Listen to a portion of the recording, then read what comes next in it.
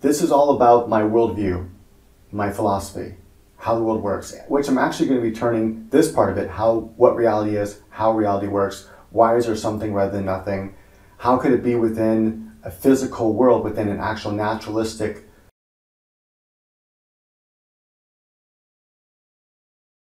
physics point of view of the universe, that life can actually exist after death. And I'm going to go through a lot of really cool stuff in this video that explains things like how does the delayed choice quantum erasure actually work? Can a particle actually appear many places at once, or is that an illusion? Is the Copenhagen interpretation correct when it comes to the double slit experiment and the delayed choice quantum erasure, or the quantum mirage, things like that. So this is really, really cool, but this only deals with one small aspect of my philosophy, which I plan to be working with a physicist soon to turn it into, or attempt to turn it into, an actual physical model of the universe with physics and mathematics fully backing it up, and then hopefully experiments to prove that and turn it into an actual theory of the universe and why it is what it is. You'll notice that it's very similar to like the holographic principle or delayed choice or digital physics, different models within digital physics, but it does differ in many ways. And it's really cool. So for those of you that have been waiting for this, then right now is the time you're about to hear it. I do want to give a couple just disclaimers out there. I derived this based on a lot of different things, but mostly experience and obviously evidence. Evidence is super important, looking at the stuff. And what I think this is important because I think it's so convenient that most everyone believes in something about the majority of how the world works, whether they think it's a God controlling it all and you go to heaven or whatever it is you believe in. Isn't it convenient that most people believe in something that makes them happy? They're satisfied with how the world works and how reality works. I'm not. I don't like the way reality works. I don't like the rules, but I can't change that. I can't make believe. I can't live in a make believe world. I can't just pretend like reality is something I want it to be. I have to go by the evidence and my experiences I have. And anyway, so I just want to make that disclaimer that I actually don't like the way reality works, but it works the way it works regardless whether we like it or not. And you got to ask yourself that question. Do you like the way reality works? And I'm not talking about the little stuff like people dying, people starving, that happens. But you probably have some sort of worldview that explains all that, and that makes you happy. Do you like the fact that death exists? You probably have an explanation that explains all that. Do you want an actual, scientific reason how life could exist after death? That does exist within my philosophical view, and other things are definitely possible. Within the view that actually will become a actual scientific model. It's just a matter of working on all the math, all that kind of stuff, but all the concepts are there for it to turn into a fully workable system. Then it's just a matter of finding, and there's enough evidence already out there showing a lot of it. That's what I came up with in the first place. That is physical evidence by physicists. Okay, so that being said, let's get started. And if you guys want, if you haven't already done so, and watched my videos about the delayed choice quantum eraser, which will actually blow your mind. If you understand it, it's going to blow your fucking mind, period. So that's the links in the description below. So just read the description, click on it to maximize it, and you'll see that link there. If you're not familiar with the double slit experiment, sorry, brain fart there. If you're not familiar with the double slit experiment, I kind of explain it within that delayed choice quantum eraser, blow your mind stuff. But you can also watch other videos on it that kind of explain it in different ways to get an idea. That in itself is mind blowing. And the idea that particles can seem to appear at many places at once, or all infinite places supposedly at once. It's going to go with is the world that we live in what we think it is? Does solidness actually exist? Things like that. And once you understand how I view the universe and what the universe actually is, what reality actually is, how it actually works, then I'll start to go into how from that you can see how, oh yeah, it's totally possible that life could exist after death. It doesn't mean that immortality can exist. And that's one thing a lot of people really want to be real, is that for us to be immortal. But it's possible that we could actually live on forever in a physical way, in a natural way. So with no further ado, let's get started with Gnosticism. So Gnosticism is what I call my philosophy. I'll talk about that later if people care to know why I call it that. I have a piece of paper in the background because some of the stuff I'm going to have to draw to explain a little bit to make it more clear. Most likely I have to draw some of it. Right, so the first thing is why is there something rather than nothing? That's a huge question to ask, right? And people ask all the time. Why do I exist is another huge question. Why do we exist? What's our purpose in life? And some of those questions you might never find a satisfactory answer for, or you might just make one up, and that will satisfy you. So why is there something rather than nothing? Well, think about this. True nothingness is not turning out the black and seeing blackness. True nothingness is not an empty vacuum in space. That's still something. That's an empty vacuum. It still has potentiality. It's still can have chaos. It can still have, somethingness, right? We're talking about true nothingness. True nothingness is void of everything. It's void of potential. It's void of change. It's void of darkness. It's void of vacuum. It is almost incomprehensible because it's truly nothing. Whatever you try to think of in your mind as true nothingness, you're most likely thinking of somethingness like darkness or something, or some void, some black hole. That's a somethingness though. That's not nothingness. True nothingness is void of everything. So here's why there must exist somethingness, and this is why there's something rather than nothing, because if there was a nothingness, it has no potentiality to change. It cannot change because it has no potentiality. It has no randomness, has no chaos. It's void of all that. True nothingness is void of everything. Therefore, nothingness, if it existed, could never become a somethingness. So somethingness would not exist. So that's why there is a somethingness and not a nothingness. Because there's a somethingness, that's why. The answer is quite basic when you hear it at first, but it's deep when you think about it. And that I gave you the long explanation of it, but that is the argumentation for why there must be a somethingness now that's eternal, and that's why there must be something eternal. So that's the argumentation that began to lead me to a different view of the world. Somethingness must be eternal, right? We can't just have stuff popping from nothingness because it's impossible for the reasons I just stated. But what is that somethingness? That's where this whole entire video is going to go into. What is that somethingness? What is reality exactly?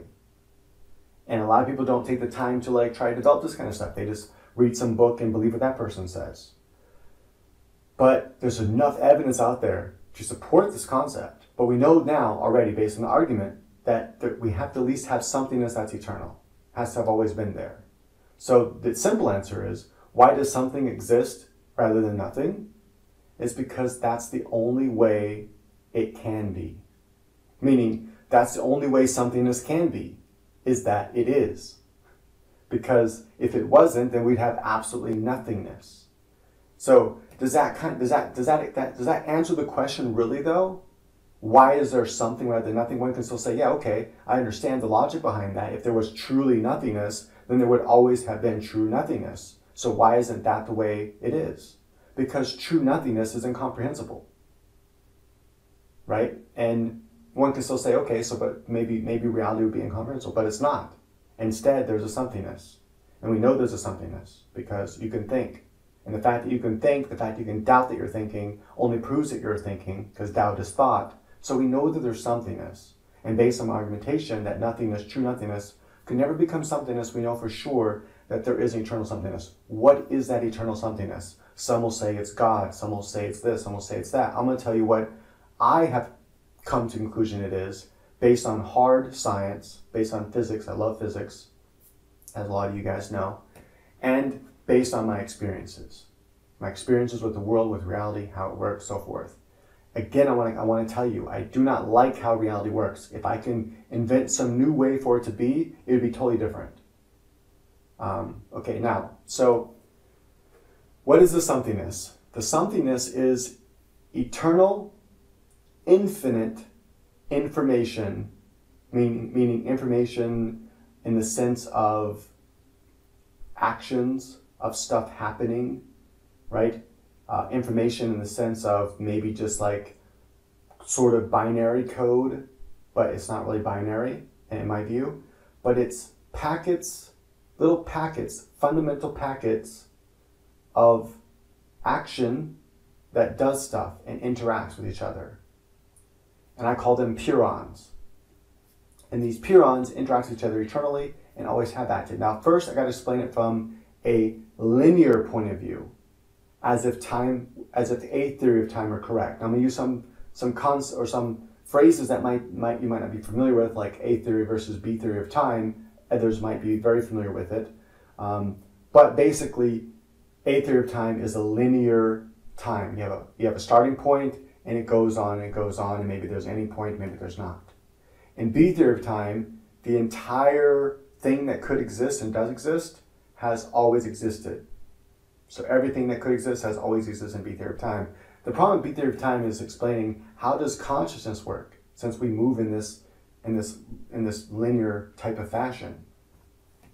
Quickly, as a side note, concerning time, Einstein said, the past, the present, and the future are illusions, no matter how persistent. Now, why did he say that? Because he knew it based on what his calculations had told him, what his his theory of relativity, both general and special relativity, has showed him.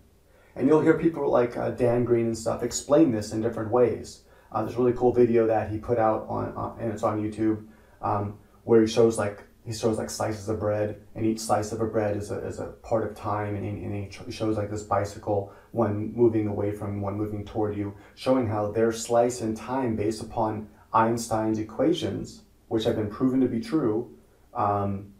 Well, maybe we can't say proven, but they definitely have been shown to be true over and over again throughout many, many different experiments, that time is truly relative. So depending on how fast you're moving in space and where you are located from each other in space and time, your past can be totally different than somebody else's past. I'm going to explain how that can truly be, and I'm also explaining the twin paradox in a way that's probably never been really explained to you before, or never even been, I'm sure it's been thought of before, but I never heard it before. And it derives from my idea of how reality works. Okay, so now that we kind of have an idea of what that somethingness is, well, how does it work? And this is where I think a drawing might help explain it a little bit better. So again, like I said, first I need to explain it in a linear way, as if it progresses from some sort of linear fashion, from point A to point B, and it grew out to be what it is now. But truly, it's always been, and I'll explain how that is later, and then how consciousness works, and how it comes about and stuff in my worldview. So I'm going to draw a line. This line's going to represent Planck time. So this line right here represents Planck time. It's actually Planck space and Planck time. Now hopefully you can see that line I'm trying to draw with big fat Sharpies so that the lines are visible. Unfortunately, in this mode I can't actually zoom in on this, but what I could do is I could move the camera closer to the page so you guys can see here. So I'm going to be off page here just for a second while I explain this and draw it. Let's go ahead and make sure it's focusing on the page. Focus on the page. There. It doesn't want to focus on the page. Focus on my hand maybe first. Okay. So this represents Planck time and Planck space. Now what that means is math breaks down at this point. All of physics and all of math and everything that we understand about the universe breaks down at this point. It becomes nonsensical, nothing makes sense, we don't know. Like as far as we know, that's the end of everything. And in Planck time, in Planck space, you have, if you imagine it, there are discrete pieces, discrete movements. It's not continuous. Meaning that within this, these are lines I drew, I don't know if you can see that, but I'll draw them taller. This is how things would move in Planck time and Planck space, meaning that they don't move continuously, but they're changing of states. Now what's important, this is all the world that we live and understand, right? When we get up here, this is the universe that we live and understand. And let's say it has a Big Bang, that is our universe, has a beginning point, and our universe begins to expand out, and it's expanding out. And let's say right now we're kind of like in this stage of it right now, somewhere in that stage right there. Meaning that it started as a small point, and then it expanded out and got bigger and bigger and bigger. And this is what we understand right now. And this is where we are right now. We can call this our present right here. This is our present.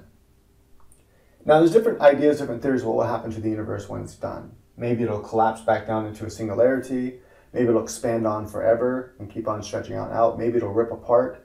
But let's suppose just for a moment that I'm correct and it's going to collapse on itself again. Now this is popular in it's called the New Cyclic Model by Neil Torok, I believe. And in the New Cyclic Model, there used to be an old cyclic model that doesn't work. Mathematically been shown to be wrong. The New Cyclic Model works and could actually be true. And within this, there's one universe that has had an infinite amount of expansions and collapses. And because it's a cycle that happens over and over again, it doesn't have the idea of infinite regression. Because you can't say a circle has infinite regression. You can go around and around in a circle and that's not infinite regression. You can always ask, well, at what point did you start going around the circle? That question is nonsensical because it has always been happening.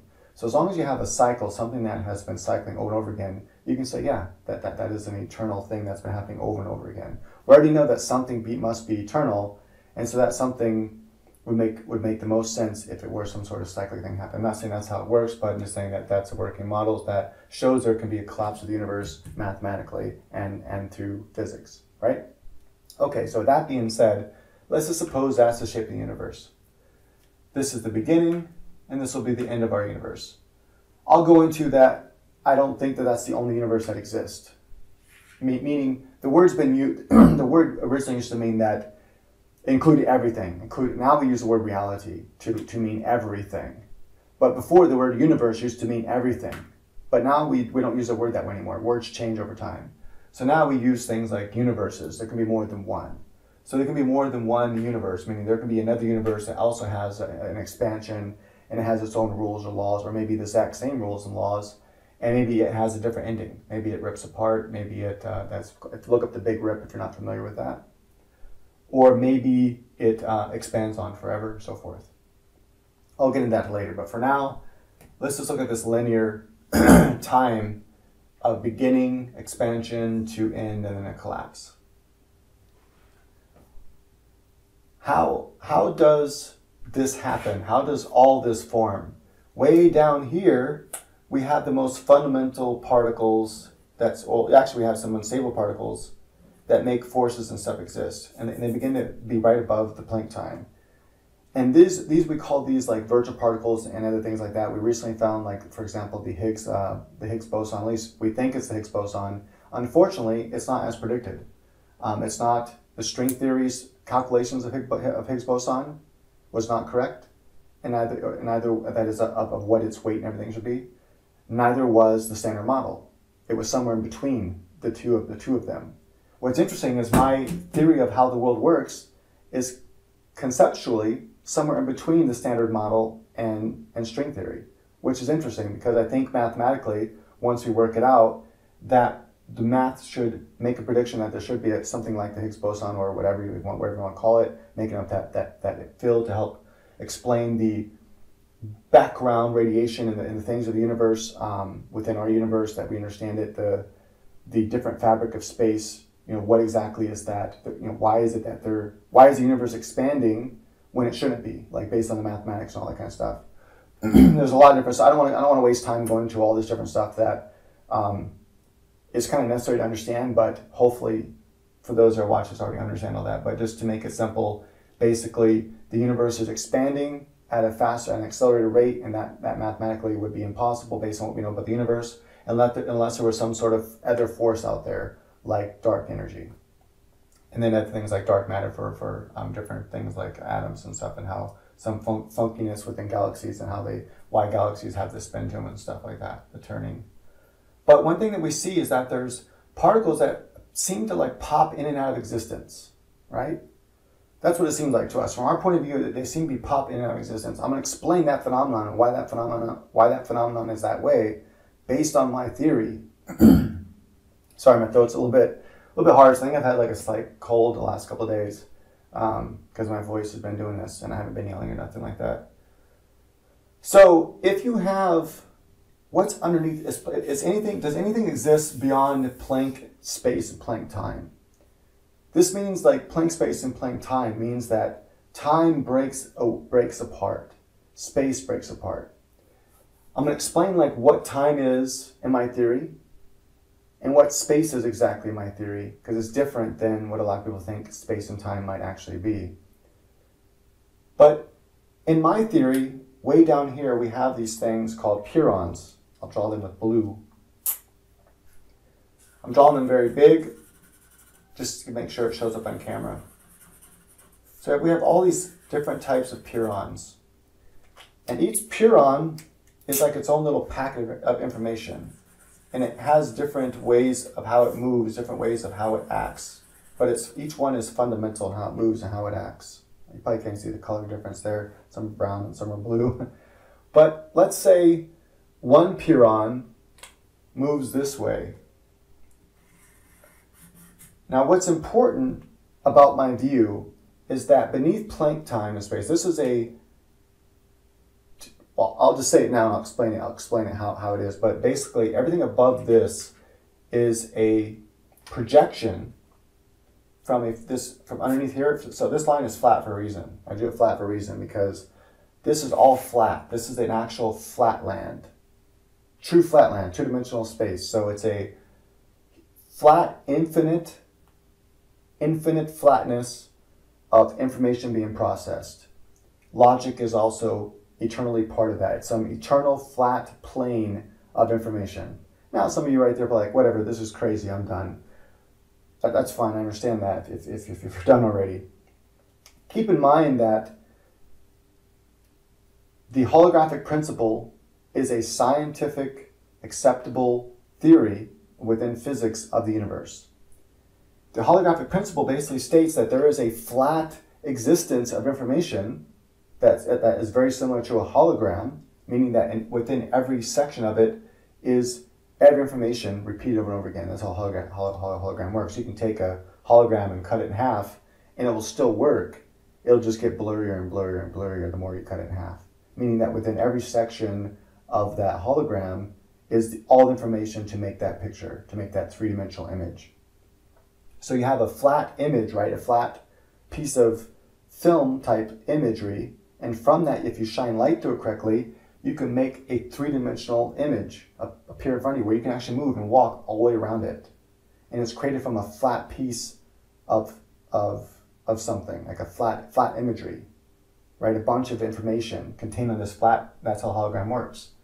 And it projects an actual three-dimensional object like my hand that if you were to walk around, I'm going to turn it, or you can put it on a turning stand and you can see all angles of it. Yet, all the information is contained on a flat piece of film that is projected up, and what you see is a 3D hologram, right? So the 3D-ness is an illusion.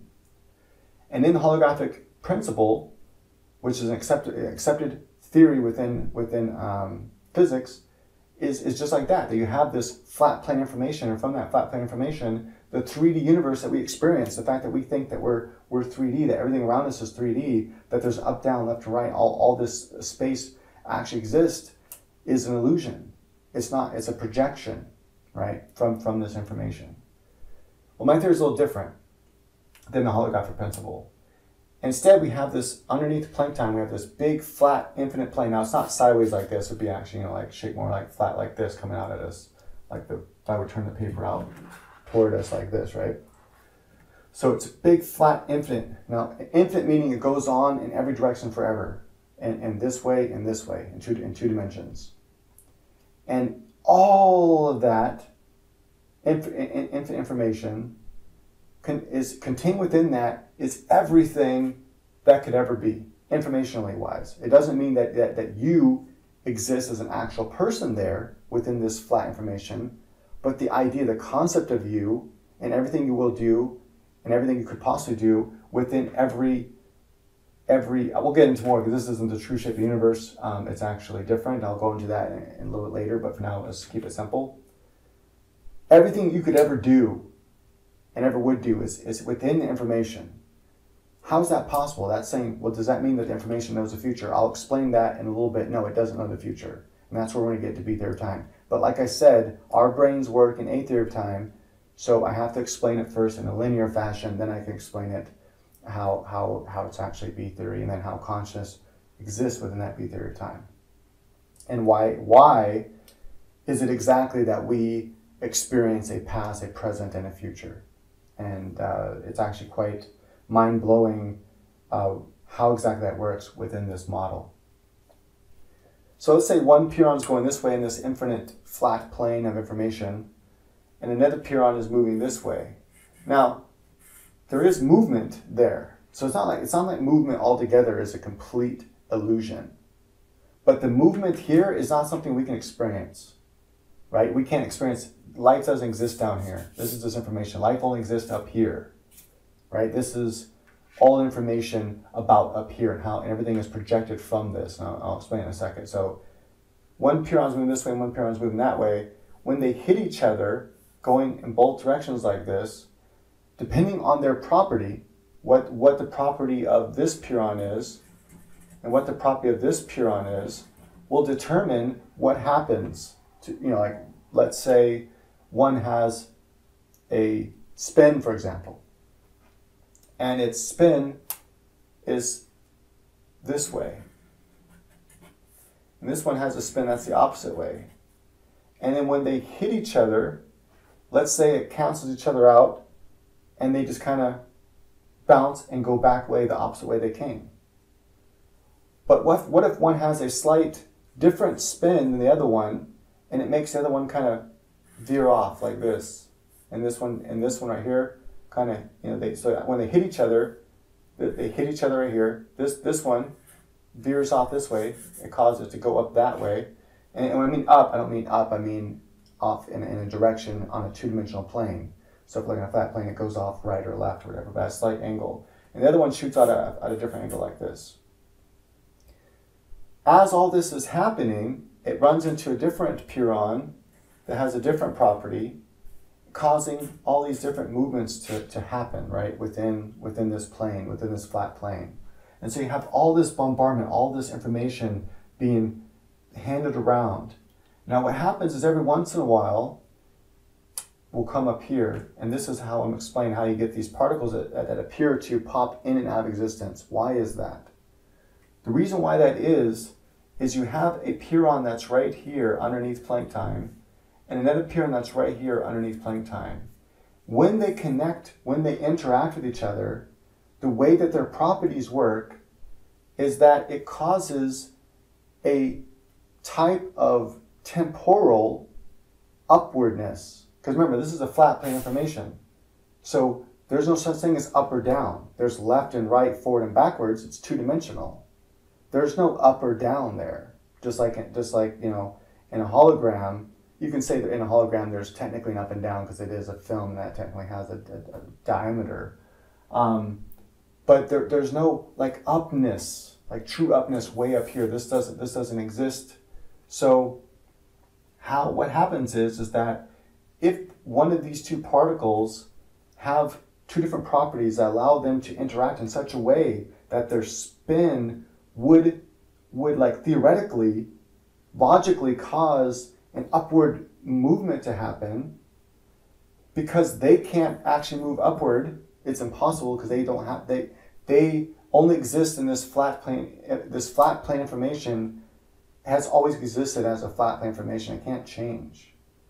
But if theoretically, because logic is part of this system, then if they come in such a way that the forces, the way they're spinning and hitting each other, should cause an upward movement. Like if you take two marbles, for example, and you spin each marble at each other, if they're spinning at each other just right, they'll pop up, right? They won't just bounce off each other or bounce like this. So meaning that if I had a marble here and a marble here, and I make them hit each other, they run into each other, and this is where they run into each other.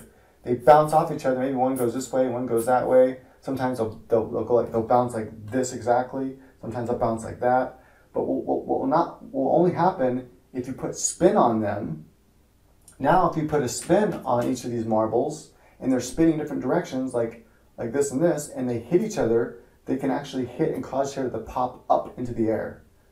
Well, the Pirons have this. They have this spin property. the problem is, though they have that spin property, it's impossible for them to exist somewhere that is not real for them. Because there is no upwardness. Upwardness doesn't exist. Upwardness is an illusion. And this is what causes that illusion. So because it violates the very nature of their existence, their essence, to actually bounce up. So if these were actually two marbles and they had this type of spin to them, right? They had this type of spin to it. When they hit each other, they'd pop up, right? They're spinning just right. When they hit each other, boom, they'd pop up. Let's say they both have that spin right now, and they hit each other. Well, because if it were that they existed in some three-dimensional world, if there actually were a three-dimensional world, then they would pop up naturally, just like two bowling balls. Now, there's a lot of evidence to suggest that indeed time is an illusion, truly. Like Einstein said, the past, present, future are illusions. That time is truly relative, but why? What exactly does that mean? How and why is time relative? And my theory explains that. My idea of the universe explains that. I'll go into that. In fact, I'll put up here, if I don't forget, time, and then frames. Like a video game. This is just for I don't forget, because I want to talk about that. It's very important. So because logically they can't go up, but logically there's a force that should go up, a virtual force is created and it goes up this way and extends into our known world, the world that we can measure. But that particular virtual force is so unstable that it exists for a very short amount of time. So it goes boom, and then it kind of dissipates and comes back down into this world where the information is retained. But here we only seen it for a very short amount of time. So it's really hard to detect that virtual thing, and it's really hard to know exactly where that virtual particle will be at. We'll call it a particle because when it needs to be a particle, it'll appear as, when we try to make a measurement, this force, right? It's simply a force though, right? It's an actual like wave, so to speak, because it created this temporal wave. And we see it from our point of view as, hey, this thing seemed like it popped into existence out of nowhere. Like it just, we call them like virtual particles, for example. Some virtual particles appear to pop in and out of existence. And you can look that up. Just look up particles that pop in and out of existence. You'll see there's tons of physicists that have mathematical equations that say these things exist. They observe them in some way to be popping in and out of existence. Well, how is that possible? This is how it happens right here. In my model, this is how it happens. So it creates this temporary force, this force that pops up and comes down, and when we take a measurement of that force, it appears to us like a particle, right? And so we go, oh, so this virtual particle is only existing for the short period of time, and from our point of view, since we can't see any of this world beneath here, we can't see the flat infinite information. In fact, we never will be able to see it. We'll never be able to measure it. We might be able to measure its influences here, which we're already starting to do, but we'll never be able to measure all this stuff down here. Now, there's many different things that happen before you have this, but first I just want to explain this very top layer here. And what I mean by top layer, it's not because it's flat world, it's not really a top layer, but it's just easier to try to explain it in a vertical way, even though it's not actually a vertical thing that happens. It's all happening on a flat plane like this, and these things are interacting, and then there's enough interactions, they bubble up. Somewhere, even below this, Planck time, this is actually where, first I want to explain this here. I mean, this is how it ultimately happens, but there's this big space here that I don't have a name for yet. But that space beneath Planck time, and then this line here would be the actual where all the purons live. So this is the infinite amount of information. This is like a temporal world, so to speak. It's where very unstable particles live for such a short amount of time that we'll never be able to measure them. That's how short because they're beneath Planck time. we'll never be able to measure them. So what happens is, take these two exact pyrons again, come back down here, they pop up, they create this field that comes up, this virtual particle right here, and it's very unstable. And it lasts such a short amount of time that it'll dissipate if it doesn't interact with something else. But once in a while, another pyrron over here and here interact, and they create another force, another type of virtual force particle, and they both hit each other right here, and they either negate each other and dissipate, or they have the right properties that they almost combine together and make a new, bigger type of particle, so to speak. If you think about them as particles, even though they're not, but they're like packets of information, but those packets of information like cling onto each other and they get bigger. And now you have a more stable particle. So right from here, I'm making this very simple. There's actually a lot of stages here, but we're just gonna make it look like a few stages. Now you have a more stable particle that exists on this plane right here. Again, beneath Planck time, so we'll never be able to see it. And then sometimes over here, other pyrons interact, and they create another a force field that comes up here. Well, not force field, but another force comes up here, bam. And that connects with that super, and it becomes even bigger. Now it's a lot more stable. And then you have another one over here, like this, and then these two are moving together, and they both collide, and they create a bigger particle, so to speak. Again, I'm calling them particles, but they're not actually particles. They're virtual particles. Meaning that they might. It's easy to kind of see them as particles, but more they're like packets of information. Now that's still beneath Planck time, but when another one of these interact, then it pops up here, and it pops up for just a second into our world, where we can actually take a measurement above Planck time. It becomes stable enough that it exists long enough that we can actually take a measurement of it. And when we do, we go, whoa, where'd it go? It's gone. As if it popped in and out of existence. And then we can see that it actually has a waveform to it. It has some sort of wave pattern to it that seems it can be in any of these. It can never exist. It can never exist here. We can never measure it here once we measure it here. But we know that if we measure it there, it can be in any of these places. And so then we can go, oh, well, because of that, then it's literally existing in all these places at once where it can actually be. No, it's not. It's only existing where that probability wave is at, because it's popping, not in existence, it's dipping in and out of our space and between this space here, which is still not, well, it's the beginning of 3D space. It's like the rudimentary 3D space. So all this right here, this is rudimentary 3D space, right? So time doesn't quite exist there like it does here, but there is some sort of 3D-ness. There isn't like an up and down, left, right, and all that kind of stuff. So that's the beginning of the creation of three-dimensionalness, of 3D space, of space as we know it. Up here, though, we also have time in such a way that is very different than here and very different than here. Here, time is almost as if it doesn't exist. I mean, obviously, time exists there in some way because there's movement.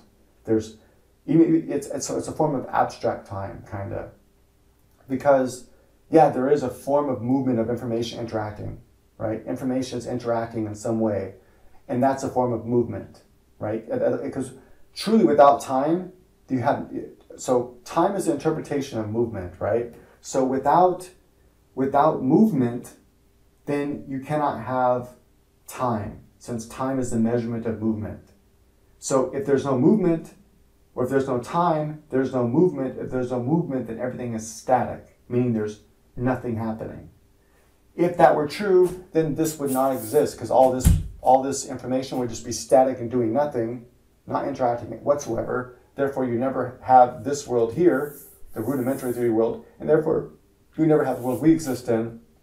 And so you just have a static somethingness, right? It might as well be as good as nothingness, because we wouldn't be here. Nothing would be here except for that static information. So there is a form of movement there, but it's not time as we understand time. And I'm going to get into why that is. Why is time so different for us? Why does time exist in our universe so differently than it does here? So now we have these particles here that are popping into existence for a moment, seemingly popping out of existence, but sometimes they interact and they create a more stable particle. And that particle and another particle interact and they create a more stable particle and a more stable particle and a more stable particle until we get to our fundamental particles, things like electrons, things like photons, things like gluons, and all these things that are more stable. Gluons aren't quite, I think, well, quarks rather. So things like, you know, quarks and then eventually, you know, when you have different quark combinations, you get things like neutrons or protons. But you have these fundamental things like the quarks, like the electron, like the photon. And then from their interactions, you get other particles. So what is a neutron? What is a proton? A neutron and a proton, unlike an electron, are made of smaller parts called quarks. And if you have they're like a triangle formation, let's say you have two up quarks and one down quark. I think that is a neutron, I can't remember. And you have two down quarks and one up quark. And now you have a proton. It's one or the other, I can't remember. It's not something I ever dedicate to my memory because it wasn't important to me. I just know that they're opposite, and one's a neutron and one makes a proton. And all it is a different configuration of quarks. That's up quarks and down quarks. So when you have a different configuration of them, you suddenly get very, very different properties that don't exist otherwise. So within the down quark and up quark, you don't really have this idea of like some neutral force, or, I mean, you kind of do, but not like a neutron. You don't have the idea of a proton, like a positive force, right? But once these things combine, now you do have a neutron, now you do have a proton that have their particular properties that make them act the way they do, that either repel or attract other things like electrons, and can make, form together and form like a nucleus that can make electrons orbit around it, and that create different types of heavier elements like atoms, like, things like lithium and helium and oxygen and hydrogen and things like that. Then eventually those things interact in certain ways and you get things like suns forming and whatnot. And then you get the whole universe. So then as it begins to expand, you get the whole universe. So from this point right here, that's all this right here. So if you want to think about how did the Big Bang happen, it happened right here by all these interactions within this world. So within that singularity, which is, we'll make a big circle right here, there's this other part right here, which I'll again draw in blue, which will represent this area here. So within that expansion of the Big Bang, the part that we can't measure, where our math breaks apart at the singularity, right here, that very beginning of the expansion is right here, the part that we can't measure, the part where our math breaks apart. And this is like a bunch of interacting particles that once they start interacting out here, then we can start making sense of it mathematically with our math, right? And it starts expanding out and it starts becoming all the different particles that we know of. And then they start cooling down and then suns explode and you get heavy particles like iron and whatnot as the universe expands out. And then you start getting galaxies forming and all that kind of stuff. And then eventually life and so forth. That's the linear way of looking at it. This is where it gets a little bit weird. I'll move the camera back here.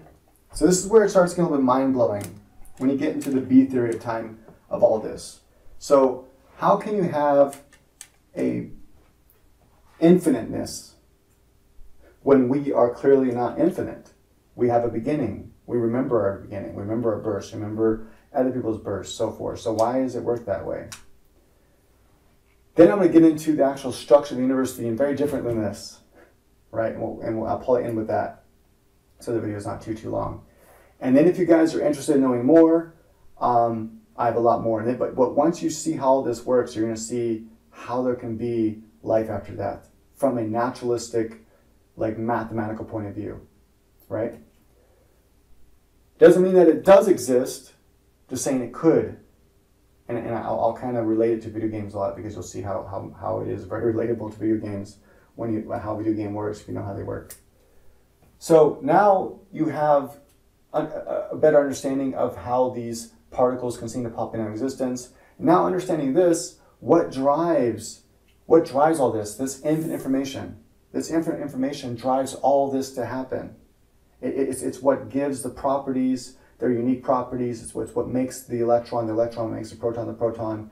It's what makes all this stuff come together and work in a logical fashion to where it comes together in a certain way to where it starts forming proteins on planets.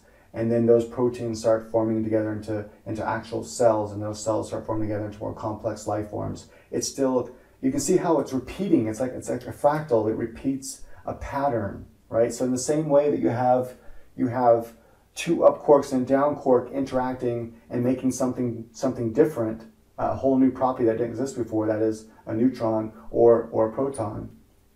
And then in the same way, let's say you have, when you have different neutrons and protons, electron interactions, depending on how many electrons are orbiting a nucleus and how many nucleus or how many neutrons and protons are there that have this orbiting of electrons and its force field, that creates an individual kind of atom, be it lithium, be it hydrogen, and so forth.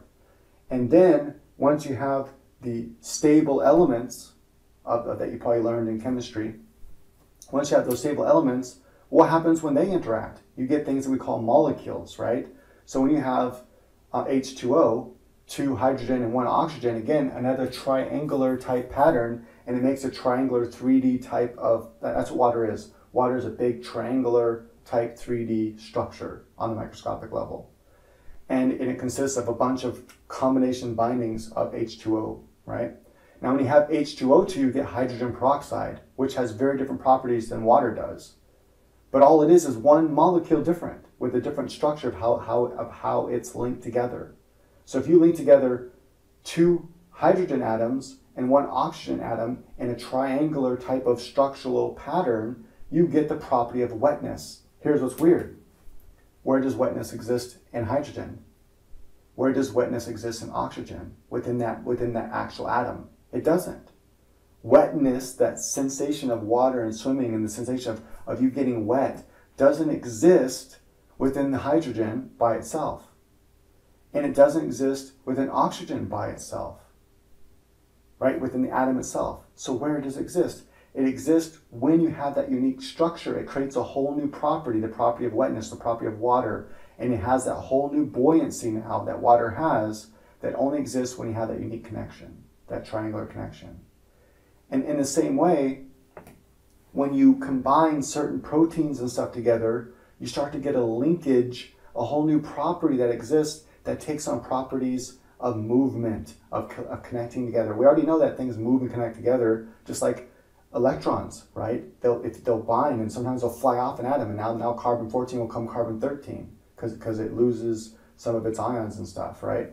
If it gets bombarded by radiation, you can actually change. Also degrading, most all elements degrade, like atoms degrade into lower atom or lower forms of its structure.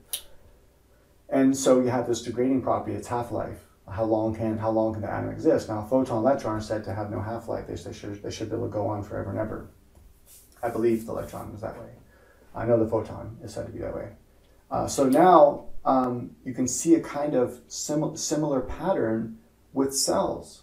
So when you have these different proteins all come together in a unique way, you get cells. And then when you have a bunch of cells starting to combine in a unique way, you get a more complex form that has different properties. And eventually, if you get enough cells coming together and forming, first, the DNA forms from the protein. So you first have these protein strands, and these protein strands, they start working together in weird ways, and they start creating like DNA strands within a cell, right? They create a cell that has this DNA in it, this information in it. Well, where does the information come from? It comes from here. It's already existed forever. The eternal information that's been always interacting. That's where it comes from. And this is driven logically. Now again, I'm talking about it as if it has a beginning ending, but it doesn't. But we'll get in that in a little bit.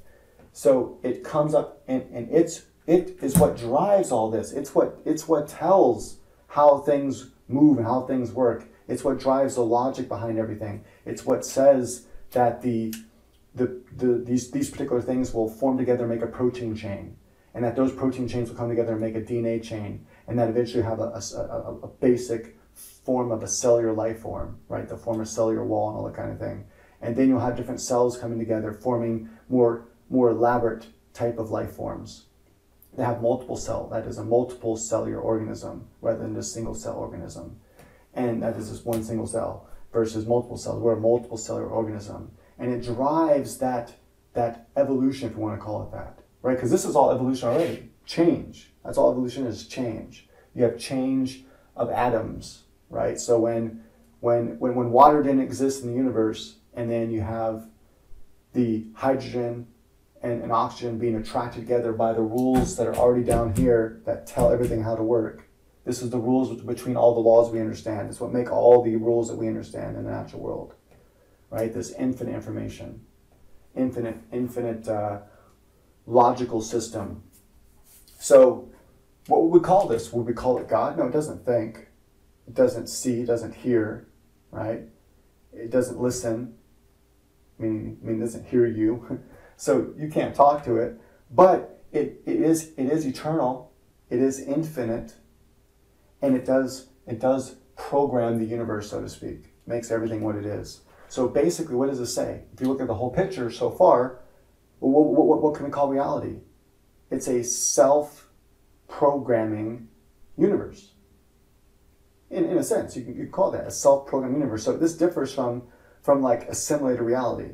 Because although reality is being simulated by this eternal information and being programmed by it, it's not being programmed by a brain, by some species from another planet, or from some supermind that has always been there. It's not being programmed by consciousness. There's no consciousness here. The idea of consciousness exists here. How consciousness should exist here. The idea of it exists informationally, but it doesn't actually exist there, right? So then what we have is we see this kind of pattern repeating itself when we get life and things like that. Okay, so that's looking in a linear way. Now, let's look at it. This is what time it is on the clock, but on the camera. By the way, this is being filmed with the Samsung Galaxy 8. I don't get paid to say that shit, but I'm just saying it's a really good phone. It does a pretty good job in low light situations and bright situations, and also changing of like moving from, let's say, a dark alley because it's very shaded from the sun into the sun area. Just really good camera. I made a video for like a half an hour. I filmed it with the phone underneath a hot tub. The water was pretty hot. It was a hot tub. And so it's in hot water, and I filmed for like 30 minutes under the hot tub, and then took it out, let it dry, obviously, before I plugged it back in to charge it, and it never stopped working. Works fine, so it's great. It does great underwater video, better underwater video, and better underwater sound than the GoPro that I have over there with its waterproof casing and everything. So, and I have the latest GoPro in it, and this thing is better than that. So, save your money, buy a Samsung Galaxy 8 Plus, and you have a phone and video game system all in, and a great camera all in one, waterproof, and it's cool. Okay, anyway, just a little side note there. Just want to say, you can take some really good footage with this thing. It's really awesome. Like I believe you can film movies with these phones. There might be some graininess and some of it with the darkness. But anyway, okay, that being said, what's the shape? Before I get into the eternality of the universe, the B theory idea of time. Actually, let's go through the B theory of time with this simple shape first, so then you can understand the actual shape of the universe, in my view. So that way, it makes better sense that way, I think. So the shape of the universe here, kind of like a football. We'll call it the football universe. So as it seems to have a beginning end, as it expands out and then eventually starts collapsing back down into a singularity. Now this would actually be impossible. That is, if you take the idea, the concept of the standard model, and you only take the idea, there's many different ideas within it, but if you just take this one simple concept that there was a singularity that existed outside of time and space forever and ever, right? Obviously, if it's outside of time, then it's always been there, right? But some people say, well, it's outside of time, so it's nonsensical to say it's always been there because that's a tense word. It doesn't really matter. It's outside of time, right? So it has no way to change. Without movement, a static object has no way to change, right? It can't just spontaneously change. It has no way to change. And so to say, oh, there was a singularity that's been stable outside of time, then it would remain stable outside of time. It would never expand. Something would have to act upon it to make it expand, right?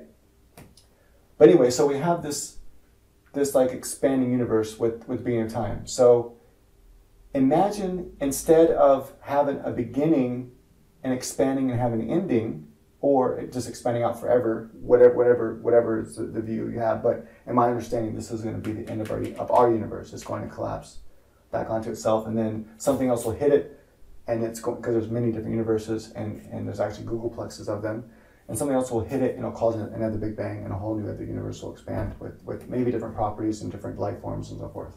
Maybe no life forms. Everything that could be possible within this information that could exist will exist. But only what's possible to exist will exist. All right, so with that being said, I'm gonna have to go through B theory of time first before I go to the shape of the universe. Okay, so with B theory of time, imagine that you have all these slices within space as we move through time. Of course, there'd be a lot more than this, but I'm just kind of dividing it up to where it's visible on the camera. So as you have these different slices of space, and if we think about it as a linear way, then it began to expand, and we're existing right here in this slice of space-time right now. That's the present moment. Of course, we're already not there anymore. We've already moved to a different slice of space-time because time's always moving, right? But if we can freeze time, boom, that's where we are right now, bam. And then it continues to expand. But each one of these slices of space-time represent a different slice of space and time. Now remember, according to Einstein, and it has not been proven wrong, and it is a falsifiable thing, and that's why it is an acceptable and used actual theory of science. And when we say theory in science, we don't mean theory as in, oh, it's something that could be. No, a theory in science is not a hypothesis like you might have. Like you might go, hey, I have this hypothesis, or I have this idea, and maybe it's real. No. It is something that has been proven over and over again with experiment upon experiment. And not only that, but has predictable power, makes predictions before we find it, and then we prove those predictions. So Einstein made predictions based upon his mathematics, not him, his theory. He made a theory with mathematics equations. Those equations made a prediction, and that prediction was that light has to be a constant, and that time has to be relative. That's crazy. At the time, that's totally insane to think about. That time is relative? What do you mean time is relative? Time should be the same for everybody, but it's not. The time is not the same for everybody. And if you want more information on that, just study relativity and stuff, and there's some YouTube videos that will break it down in a more easy way to understand without mathematics and all that. And the twin paradox is a really great one to kind of start to try to understand what it means for time to be relative. But time is truly relative, meaning that my past and your past are not the same if we're moving in different parts of space and time and things like that. So what if, instead of there being a beginning and ending of this shape of the entire universe, of all these slices of space-time, what if they've always been there? What if all this stuff I just explained has always been happening? It's always been there. In other words, the universe is a static object. It doesn't move. Then you say, well, how does time exist? It doesn't. It's an illusion. Within the B theory of time, time is an illusion. It's truly not there. Because the entire universe, from its beginning to its end, or from its beginning to whatever its end should be, if you believe in some expansion, again, I believe it's going to be a collapse. In this shape of the universe, instead of it having a beginning and expanding out and collapsing, having an ending, imagine that every slice of space has always been there. So the formation of the fundamental particles, the formation of suns and things like that, the formation of galaxies at some later time, the formation of supernovas, or rather the event of supernovas happening, has always been there. It's always happened, everything from beginning to end. Don't think about conscious yet. Don't think about life yet. Imagine that life doesn't exist right now, to make it easier. And this entire universe has always been there, static, non-moving. Okay, so if that's true, if it's always been there, this static universe, non-moving, how do we move? How come we have a past, we remember a past, we experience the present of you watching this video right now, and we can visualize a future, and we can even calculate the future in some ways with mathematics, right? We can make predictions of exactly where the sun will be 10 years from now. We make a prediction exactly where the planets will be 10 years from now. We can make a prediction and say, this is the exact day and time that the next eclipse is going to happen. Right? We can do that. So that's so awesome to us. We're like, there has to be a past, present, and future. We experience it. How do we experience it? Why do we experience it? If this is true, and the universe is static and doesn't move, all this up here is static and doesn't move. It's always been there. In a static way. It doesn't move. And this is the only thing that moves down here. The infinite information. And the movement is abstract. The movement is information interacting. And this in-between space is also movement, but it's movement that we don't understand. Right? It's not movement in the way that we understand movement. These interactions. But up here we have movement in the way that we understand movement. But why is there that movement? What is that movement? What is that time that we experience when we're here? So, this is where it gets kind of cool. We are the movement. We are the time. We are the reason that time seems to exist. If conscious did not exist, neither would time, neither would movement. Because there is no time movement. This is all static. It's always been there just like that. That whole universe has always been there. From the beginning to the end, every single thing that could ever happen has always been there, non-moving, static. Now, a way to understand this idea, this concept, before I get into how mind, our consciousness, is what actually creates the movement. And consciousness, again, is created by this logical eternal information interacting, right? It's what makes it possible for us to have this thinking ability. But we have always existed in a way as a thinking thing, but because we are created by this as an A consciousness, see, because the logic exists here eternally and everything must work logically, consciousness can't work in B theory of time. It doesn't work. It falls apart. It doesn't logically make sense that you can have something that has always been there, static, yet is thinking. Because if you're static, there's no movement of electrons, no movement, nothing. How can you think?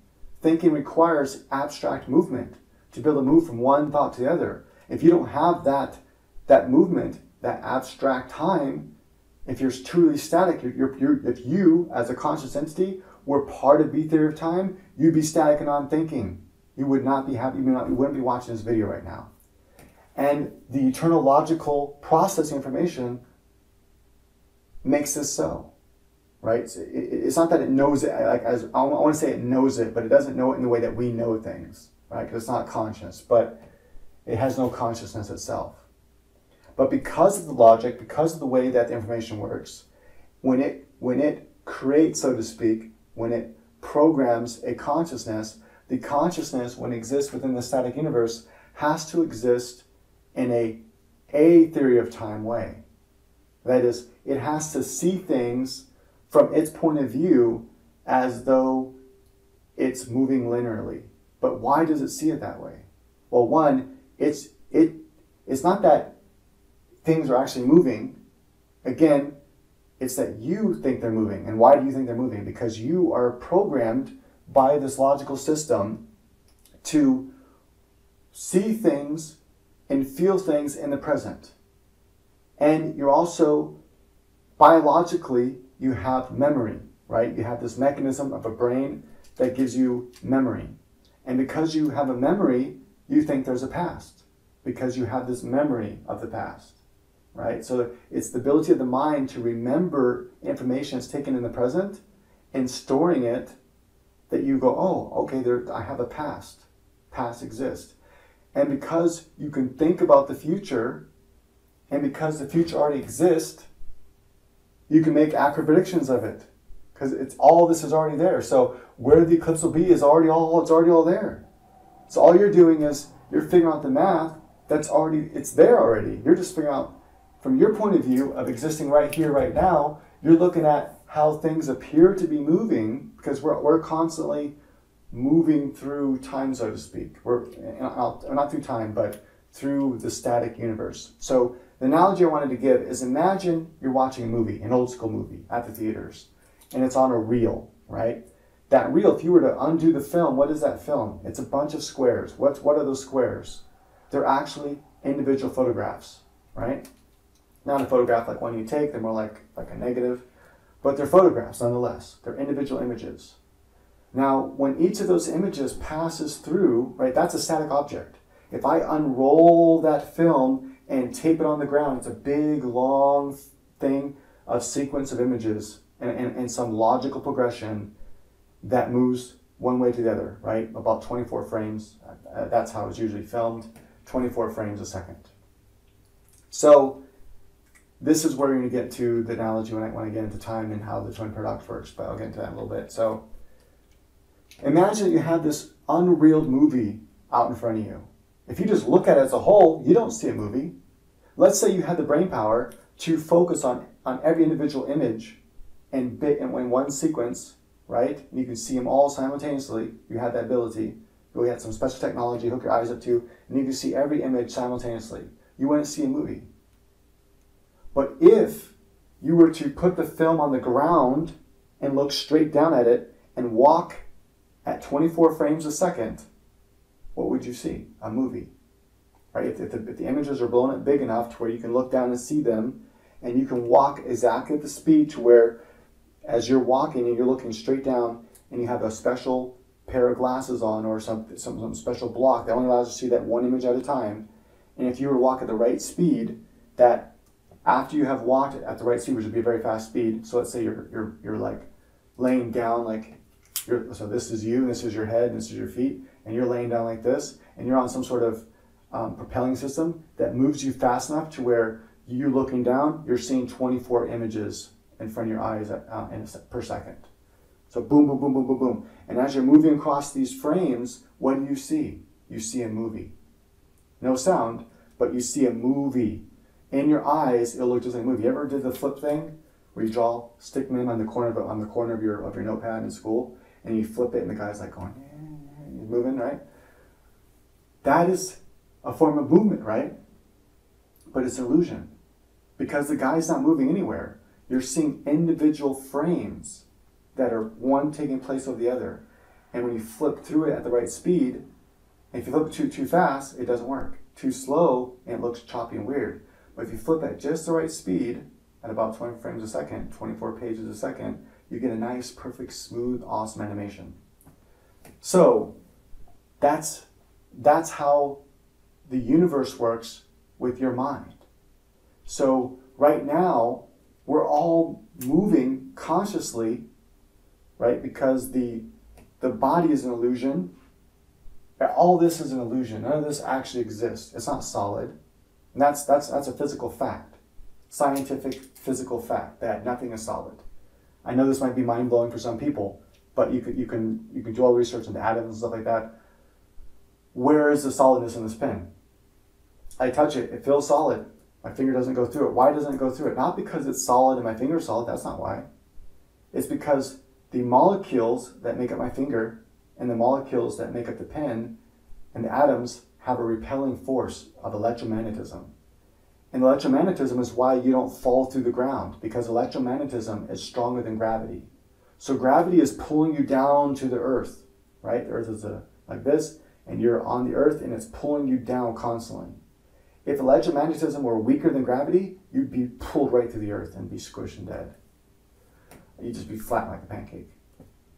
But because the force of electromagnetism is stronger than gravity, and there's the electromagnetic force of all the atoms on the earth, the electromagnetic force of your feet, gravity can't pull you through the earth, so you stay stable and you can walk on the earth. The same thing with this pen in my hand. The atoms repel against each other. Now, an analogy is actually a really good analogy because it's very similar. Magnetism and electromagnetism are related forces. They're actually derived from according to what we understand, from the same force. Only one we can't explain right now is like gravity and within this unified theory of forces. But electromagnetism and magnetism are all part of the same force. We know that now for sure. So magnetism is a good way to explain this. Take two big magnets, really strong magnets, or two even smaller neodymium like number 4 and number 5 magnets. Number 5 being I think the strongest ones right now. And if you take them and put them to where they repel each other, go like this and try to make them touch. They can't. You cannot make them touch, but it goes like this. Boom. You can visibly see they get within an inch of each other if they're strong enough. They get within an inch of each other and they push each other apart like this. Bam, bam. You use all your might. You just go like this, and it bounces your arms away. It bounces your arms away. You can actually get a workout with it. Bounces your arms away. I've done this. It's really cool. And it always fascinated me as a kid to see this with my own eyes. Like, what's making that happen, you know? And it's the negative forces, the forces repelling against each other, The same thing is happening on a microscopic scale. You can't see it with your eyes, but on a microscopic scale, the magnets in your finger, the electrons, all the electromagnetism of your atoms, electromagnetism of the pin's atoms, are repelling every time you hit it. So what causes a sensation of touch, though, right? That sensation is caused by your nervous system. You have nerves at the end of your finger, and when the electromagnetism interacts, these fields interact with each other, which boom causes that repelling. Nothing ever actually touches. The atoms in your hand never even come close to the atoms in the pin. In fact, there's more space between the atoms in the pin than there are atoms in the pin. So if you can become microscopic and go into this pin, you would see more space than you would see atoms. The atoms would be so far away from each other compared to, that is, you'd have more distance between everything. So there'd be more emptiness in the pin than there is actual atoms in the pin. So you say, okay, well the atoms are solid. They're not, though, because when you go into an atom and look into an atom, it's made of other stuff. And there's more space in that atom. If you're small enough to go inside the atom, there's more space in the atom than there is stuff, and there's electrons, protons, neutrons. If you go into the nucleus of the atom, there's more space than there are neutrons and protons. And you go inside of the neutron and the proton, and there's more space between the gluons that make up the proton neutron, right? So you say, okay, maybe the gluon's solid, but it's not solid either. It's actually a wave. That's all it is. On top of that, though, if you look at things like the delayed choice quantum eraser, look at my explanation of how that works, it's because the reason why it works the way it is because nothing is actually a particle even. It's truly just a probability wave. And it only appears to be an atom or look like an atom when it needs to be. And this is where it's kind of like a video game. So how a video game works is the video game only renders the part of the world that needs to be rendered, the part that you're experiencing as the game character. So where your video game character camera is at, what you can see and turn around and look at, and say in a 3D shooter, something that's way, way far away isn't even rendered, right? It's not rendered at all. Like things that are moving, enemies are just there. Especially in older games. You could sometimes in older games, if your PC wasn't fast enough and you're running fast enough, you can actually see the world forming around you, like being rendered. You can actually see it rendering. So you're running toward something and you can see stuff being rendered, the world being rendered. You can see it's like blank and it's just kind of like gray, and all of a sudden you see it being rendered. You see like the patches of texture and stuff popping in. They call it texture popping. And so it happens on games today. You'll see texture popping on games today sometimes, because it's not, I guess it's not designed well enough or properly enough to where you wouldn't see that happening, because it's, they're trying to do too much for the power of the PS4 or whatever system it's on, or your PC, whatever. Okay, so in the same way, it's kind of like that. The universe conserves itself for the consciousness, for the mind. But keep in mind, this is all static. It's not moving at all, right? Nothing's moving. Same thing with the video game. So the video game world, nothing is actually moving. What actually happens is it has a changing of states. So, for example, let's look at Mario. When Mario runs across the screen, he appears to run across your screen like this. He's never moving anywhere. Nothing's actually moving. Nothing's even moving on your screen. Rather, the individual lights on your TV screen are lighting up here, lighting up here, lighting up here, lighting up here, making it look like Mario is running, right? So an easy way to, if you want to see a very primitive idea of this, would be like one of those signs, one that's like in Vegas or something, like old school Vegas, or anyway, one of those old school signs where it has like a woman and she's kicking her legs like this, and it's literally in a neon sign, and there's actually 3 girls on the neon sign, but the other ones are turned out so you can't see them. And so her legs turn on here, then they turn on. So those two neon lines turn on like this, and then those turn off, and these ones turn on, and then those ones turn off, and these ones turn on. And as they go, it looks like she's kicking her legs like this. And that's just three frames, right? So if you have a lot more lights, a lot more frames, the movement will be more smooth. The more lights that are happening between that, the more smooth her legs will look like they're moving. Same thing with the animation.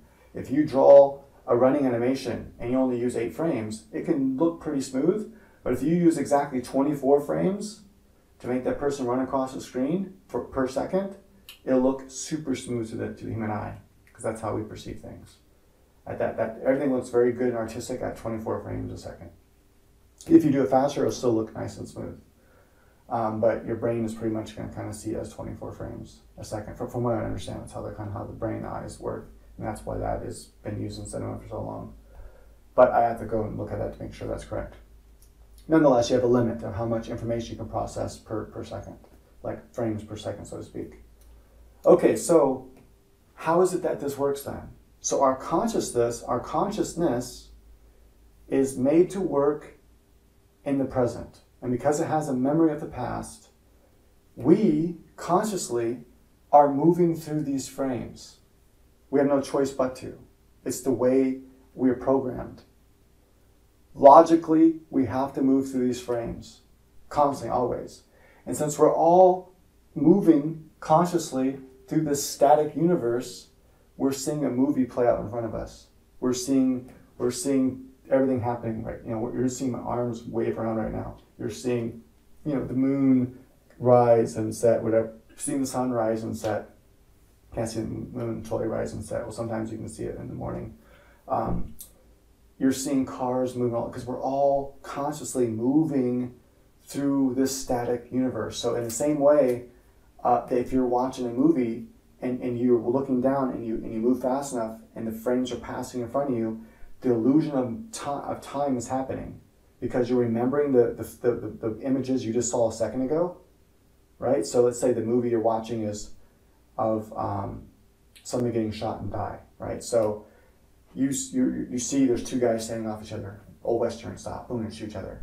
So the first thing you see 2 guys, right? And as you're moving along, you see one guy pull his gun out, and bam, he shoots the other guy. You see the other guy fall down.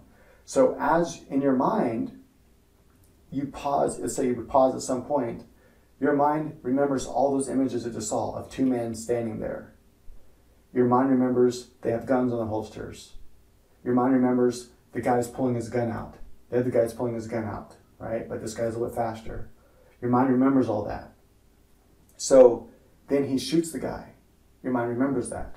So if you pause right there and stop the movie, your mind remembers all of those frames it just witnessed, all those frames it just experienced, of the 2 guys standing off, talking, whatever, or maybe they're staring each other down, because they're probably not talking, not in Western, right? Staring each other down, and boom, they pull their guns out, and you pause the movie, you remember all those images. And then boom, he shoots, you unpause, and the guy falls down, he's dead. Remember all that. And now the girl comes out of the bar, she's like, oh, she's screaming, and she runs over to the guy and she's holding him in her arms, You remember all that. That's all the past now, because you have a memory. So because we have a memory, we have a past. If we had no memory, you'd have no past. There'd be no such thing as a past. It wouldn't exist to you. All you'd have is what you're experiencing now, right? It'd all just flow into your head and go out like a hole, and you have no memory of it. You'd just be like, I experienced the now, and that's it. And so it'd be very weird if you had no memory.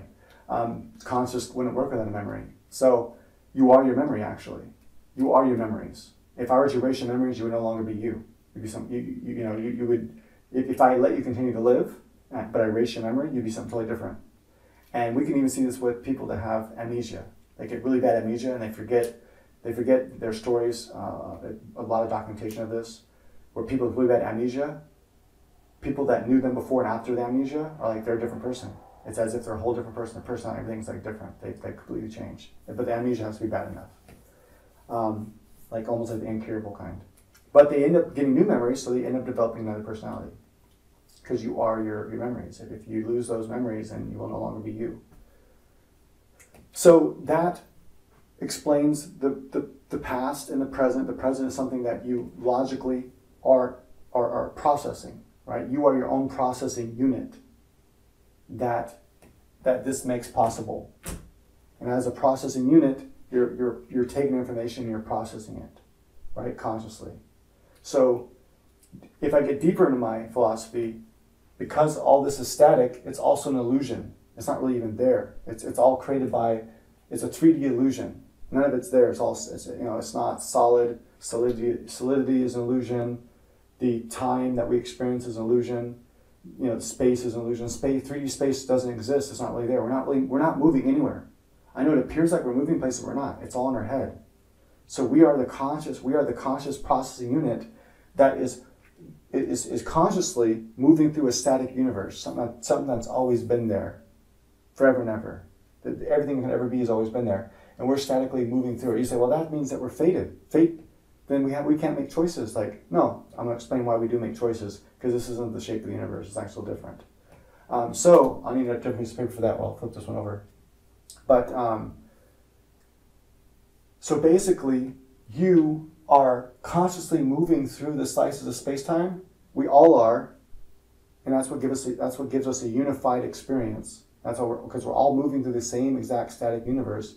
It gives us this unified experience that we can agree on things are happening, but not all the time. See, with Einstein, and it's been proven and shown to be true, that if we're moving at different speeds and things, we might disagree on what time things happened. How is that possible? If time were real, in some real way, how can we disagree on what time something happened, depending on how fast we're moving through space? Because time and space are the same thing. They're interlocked, and it's an illusion. So I'm going to explain how this happens, and it has to do with frame lag. So it's very much like a video game. So before I explain the actual way the universe is shaped, so that we can see how it is you're actually making choices. And this is really cool because it shows that you are not determined to do what you do. I mean, there's some things that you're determined to do, like you have parameters. There's certain things you can't. I can't fly like Superman right now. I have parameters. There's certain things. There's certain limitations I have right now that don't allow me to have full freedom. But I do make real choices. And I'm going to show you how you make those real choices based on the actual shape of the universe. If this were the shape of the universe, you would not make choices at all. You'd just be flowing through one possible direction and only one possible. You only can make one. There's only one way you can go. There's no way. There's this one straight line, and that's the only line you can take. And so you're not making choices. You're not really. Your choices would be an illusion as well. But that's not the shape of the universe. And I'm going to show you in a little bit why that is. But so let's go with time. So time is like a video game, right? Because if we are moving through a static universe, just like a video game character, because that's what video game characters do.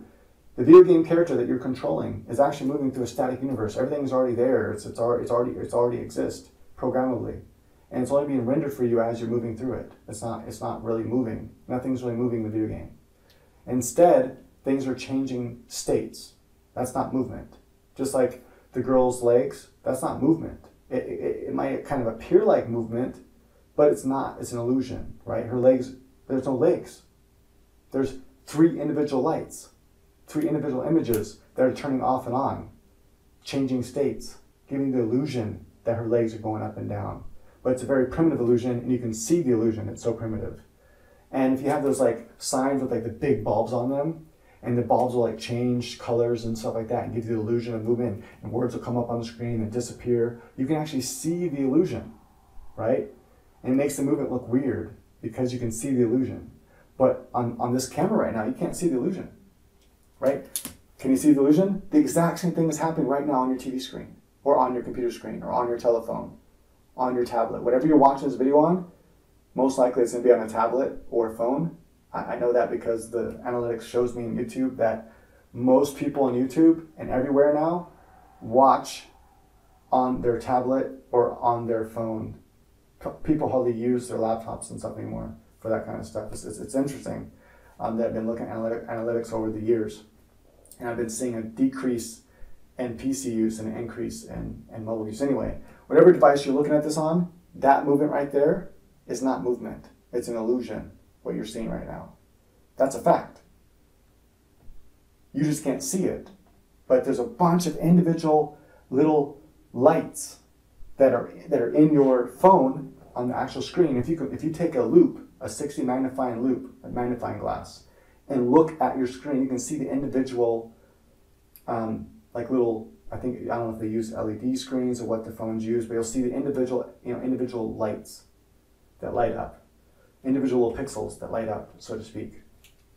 And when I'm moving my hand across, what's happening is my hand's being illuminated right now. Let's say this blue pen right here. Right here. Oh, it's black, sorry. Let me get the blue pen here. The tip of that blue pen. Right now, the screen is rendering all the colors to blend together to make blue, right? And well, I think blue might be actually one of the actual primary colors within your screen there, and the processing unit of the way your phone works or your tablet. Let's use brown because brown's a combination. And green would be even better because green would be like a mixture of the blue and the yellow. But as I move this across the screen, what's happening is right now it's rendering all these, okay, where is that? Where this is, all the lights on your screen right now where the brown is being rendered as brown. When I move the pen, those are now being rendered as this color, just kind of off brown tan color of the wall right now, which it's actually white, but the way the phone is and the lights I have on kind of make it look more brown, or kind of tannish color. Anyway, so these lights are on, like the girl's legs. Move the pen, these lights turn off, these lights turn on. These lights turn off, these lights turn on, right? So these are changing to a different color, and these are changing to a new color. So it's literally just a changing colors on your screen that give the illusion that I'm moving the pen. Now, let's say I'm actually really moving this pen, but what you're seeing is an illusion. You're seeing it, that's not really happening on the screen. There's no movement on the screen. It's a changing of colors, it's an illusion, but it looks real. So on a microscopic scale, when I actually move my hand back and forth, it's actually a changing of electronic states that is taking place. And this happens within the mind. The mind is seeing that, because it's not really there like a video game. So in a video game, this is really cool. And this is the way the twin paradox works. If you're not familiar with the twin paradox, definitely go check this out. And then I think this will help you appreciate the twin paradox that much more. And I think it makes it make a lot more sense if reality works this way. Again, this isn't the way I want reality to work. It's just what the evidence has showed me the way it works. And I can go to all the evidence that I take a long time to show you how I came to this conclusion. So you have frames in video game. So if I program the video game, I don't program an explosion, let's say. Let's say I have a bomb in a video game like Grand Theft Auto 5, and there's a tank. You can take the tanks, you can shoot them, and they blow up. There's a certain amount of time it takes for that tank to blow up and finish blowing up and hit the ground before it stops. Let's say it takes exactly 3 seconds for our time, when the game is moving at 60 frames a second. So when the game is running smoothly at 60 frames a second, boom, it takes 3 seconds for it to blow up and all the stuff to hit the ground, and then it's over, right? For the sound and everything to be over. What happens when you put a bunch of those barrels? You ever done this? What happens when you put a bunch of those barrels in Grand Theft Auto 5 and you're trying to lag the game, and boom, and it takes forever for the explosion to finish because the game's lagging. So the reason why that is because when you program a video game, you don't program it. There's no time in the sense of time. There's changing of states. You program how many changes of states need to happen for it to be completed. So for the explosion, I don't program last for 3 seconds. I'm programming how many frames do I want this to last for. So if the game is moving at 60 frames a second, and I want, let's just say, the explosion lasts exactly 2 seconds, then it would be, if the game is moving at 60 frames a second, and it takes 2 seconds, it'd be 180 frames, right? I think that's correct. 120 frames. Yeah, 120 frames. So 120 frames for the 2 seconds to happen. So I would program explosion takes 120 frames. Not takes 2 seconds. I program it takes 120 frames. So what happens then, if for whatever reason your PlayStation 4 or whatever game system you're on, computer, whatever, if it starts to dip below 60 frames a second, the explosion from your point of view takes longer than it's supposed to. It's programmed to take exactly 120 frames. Those 120 frames have to happen. It doesn't matter how long they take, they have to happen, right? So once you shoot that thing and it blows up, If you cause enough lag, even to where it pauses, and it takes forever for the next frame to happen, it can take an hour for that explosion to finish, from your point of view. But from the point of view of the video game, guess what happened? It took exactly 120 frames for the explosion to happen. It doesn't matter how long it took you to experience it. According to the video game, according to the programming language, nothing weird happened. It was only weird to you. You're like, hey, that was weird. Let's say you experience lag and it dips down to 30 frames a second, so it takes 4 seconds for the explosion to happen. Like, that was weird. That explosion seemed to take a lot longer than it usually does, because it used to happen in 2 seconds. The video game, nothing weird happened. It still took 120 frames for the explosion to take place. I'm driving this home for the twin paradox. So what causes, in my view, the twin paradox? If time is relative, like Einstein said, but not for the reasons that Einstein said. It's for the reasons that space-time is an illusion, and that we consciously are moving through the slices of space-time. Right? So we are A theory, and the universe is B theory, and we're moving through consciously through these slices of space-time. But sometimes our consciousness is interpreting it differently, moving at different speeds. We're processing the information at a different speed than somebody else. Therefore, we don't agree on times. And so, for example, in the twin paradox, if you're not familiar with it, in the twin paradox, you have the Earth. Let's go and zoom in on this real quick by just moving the camera forward. Zoom. All right, so we have the Earth. You have the twin on the Earth. He's like, yeah. And he's 20 years old, let's say. And you have the other twin, he goes up in a spacecraft.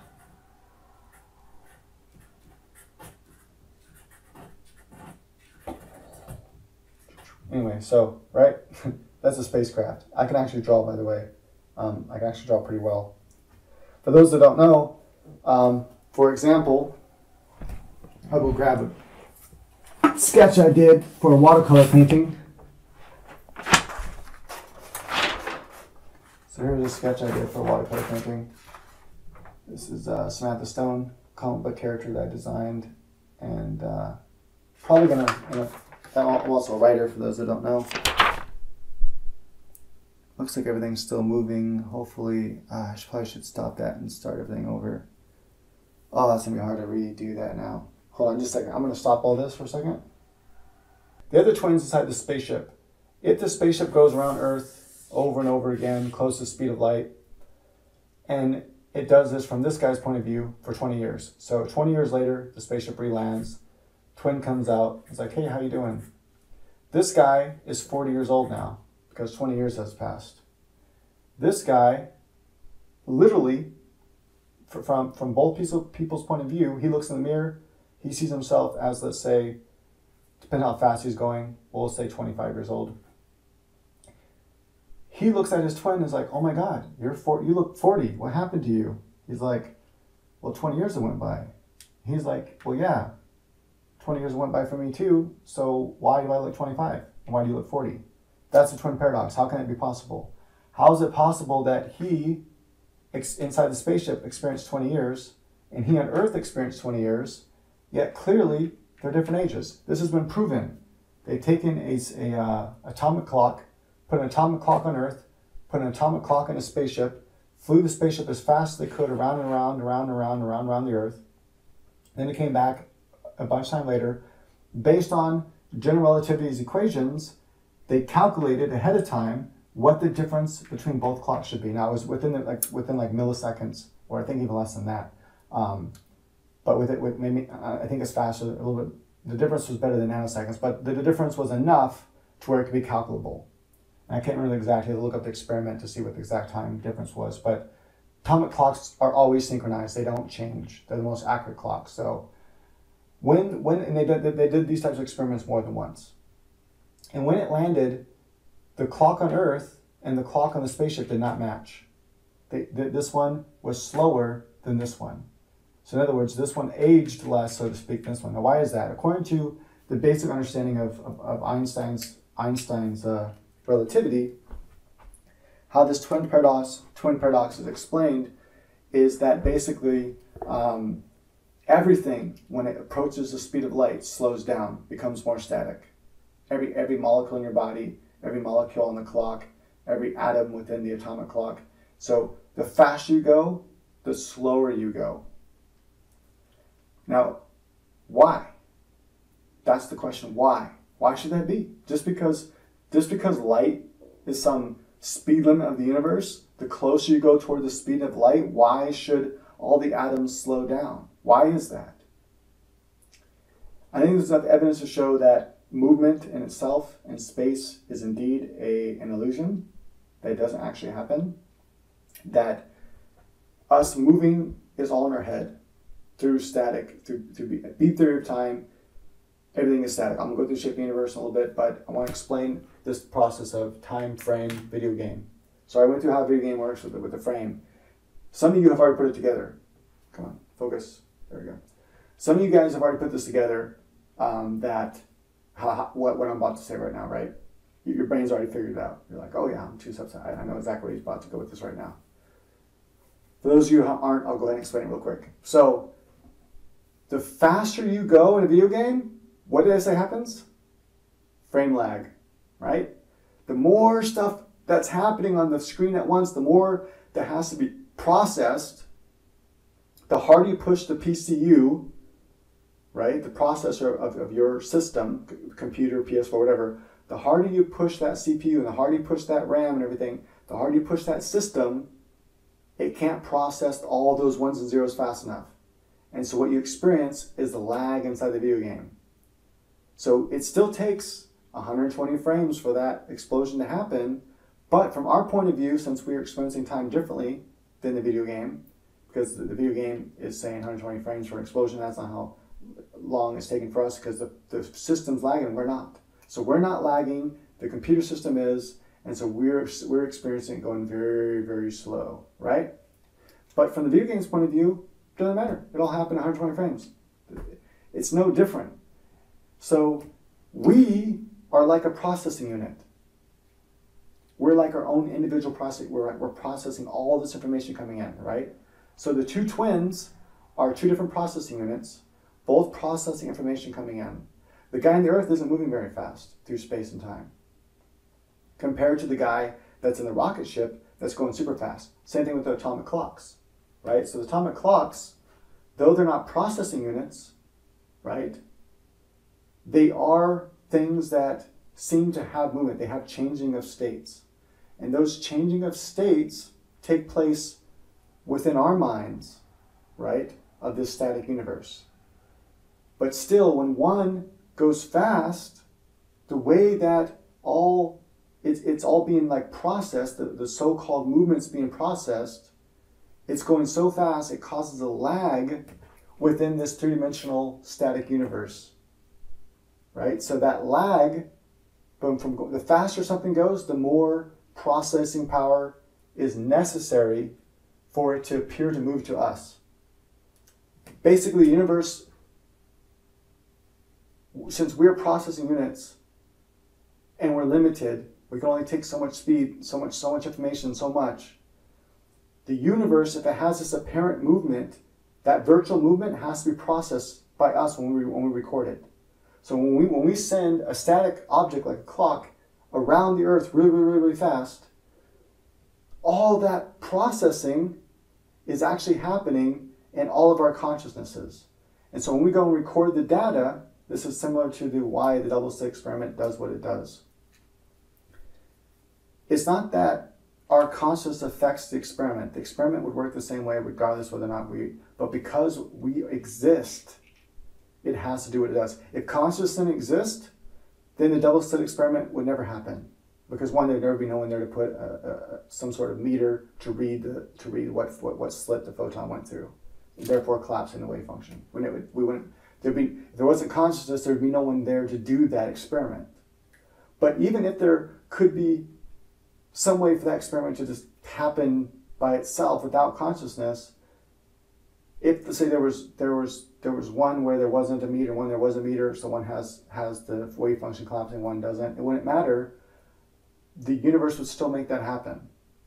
It would still happen because of the Heisenberg's uncertainty principle. And that deals with, that's getting a whole different topic, but just look up Heisenberg's uncertainty principle, and that's that you can't measure the momentum of something and its exact position at the, and get them both accurate when you're dealing with small stuff on the microscopic scale. Because the smaller you get, the more you're getting closer to this Planck time here, the closer you're getting to this kind of like abstract movement of eternal information. So when you're trying to measure things on a small level, it's really hard to, the more you know about where they're at in space, you take a measurement, like that's where it was, right there. Okay, well, how fast was it going when it was there? Don't know. The more you know about exactly where it was, the less you know about how much momentum it had. The more you know about how much momentum it had, the less you can know about exactly where it was. And it's also deals with spins, all kinds of stuff. It's really cool. And that's something that we have not been able to violate. The Heisenberg's uncertainty principle. So that's actually why the double slit experiment works the way it does. Because if it didn't, you would violate Heisenberg's uncertainty principle. Because you already know the momentum coming out when you shoot the particle, and you can measure that with pretty great accuracy. And so if you can also measure its position, then it has to delete the momentum, and therefore that's why the waveform collapses. When the waveform collapses and acts totally differently, and we get a different pattern on the wall, we can no longer trace back the momentum. It's like, well, it should have this momentum, but now the waveform is different. So now we can't know its exact momentum once we know where it was at in space. Its momentum is, it's almost like it deletes its momentum. It doesn't delete it, but it gets fuzzy. It gets harder to see. Because of the changing, that's why it actually changes states, because of that reason. So with the clock, the static clock, all that is being processed in all of our brains, whether we know it or not. Whether we're aware of it or not, it's all being processed. Every planet moving, all this stuff is being processed within our consciousness at all times. Because why? Because we are processing units, and we're consciously moving through these static frames. And because we're constantly moving through these static frames all together, we're processing all that so-called movement when nothing's actually moving. So even the spaceship going around the Earth with the atomic clock in it, that never happens. It never actually moves. It's always existed in all those states. Everything that can happen has already happened. But we as conscious entities see it as now. And we're processing it as now. And we have a memory of things that happened, an idea of the future to come, expectations. And so what happens is it goes around and around the Earth, but it's going so fast that it causes more lag in our brain compared to the clock on the Earth, which is going slower within our conscious processing unit. And so when we bring it back, the atomic clock appears to have aged less because all of its molecules and everything slow down, meaning because every molecule moving through space-time is not really moving, but we think it's moving, and it's being processed as if it's moving. It's the changing of states, the frames, right? So how many frames it has to go through is a lot more than the amount of frames the clock on the Earth has to go through. And because of that difference in frames, the faster this one is supposed to be going, the slower it lags. It doesn't lag, but from our point of view, it's lagging. So we would say is all the atoms, what Einstein would say is all the atoms on the clock that's on the spaceship, they all slow down, therefore the entire clock moves slower. The atomic clock that's on the Earth, it moves at the same speed as it always has. It doesn't slow down because it hasn't gone faster. The one that's being propelled faster around the Earth and the one that's faster in the spaceship around the Earth and the one that's on the Earth.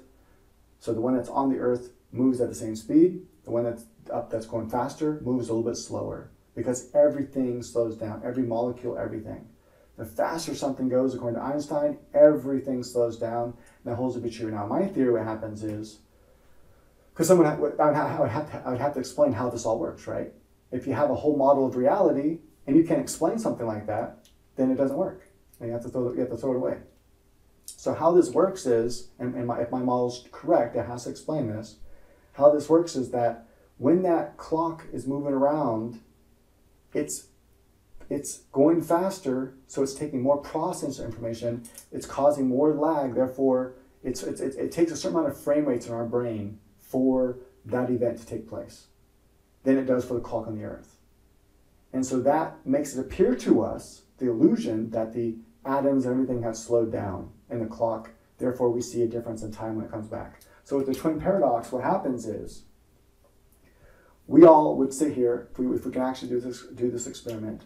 We're on the earth, we have a twin, and we make him fly around the earth a bunch of times. Let's say we can't get close to the speed of light because it would take too much energy, but we get going super, super fast to where we can actually see a difference in our age. Let's say we start when we put him on the spaceship when we're both 5 years old. So when he comes back, I am, let's say, 70 years old. He comes back, he appears to me to not be 70. We don't look the same at all. He looks like he's, let's say, 60 or 55 or something like that. It depends on how fast we can actually get him going. The reason why that happens, according to Einstein, is because everything on the spaceship slows down, every atom, everything, right? So every atom in his body slows down. Therefore, he ages less slow. But why is it that he experiences the exact same amount of time as I did? Let's say he goes for, okay, let's say we start when we're 10. He comes back when I'm 70. So that's 60 years. When he comes back and we both talk, we both say we experienced 60 years. Like, hey, how long? According to my clock, right? I have a clock. He has a clock on his spaceship. I have a clock down here. According to our clocks, we both experienced 60 years. Yet he looks younger than I do, a lot younger. Why is that? How is it that he didn't age? He physically didn't age, yet we both experienced the same amount of time. Because time for him all slowed down. So his clock and everything slowed down. Everything has slowed down for him. So he still experiences the same amount of time. So kind of, you're not really like traveling in the future. You're not like extending your life, right? So some people say, oh, that's cool. I want to get a spaceship and go as fast as I can so I can live longer. You don't really live longer. You still experience time the same. That's why time is truly relative. Why is that? Because he is going so fast that his processing is lagging. So he's experiencing time slower, right? So to speak. He's processing all this information at a different way than I'm processing information on the earth.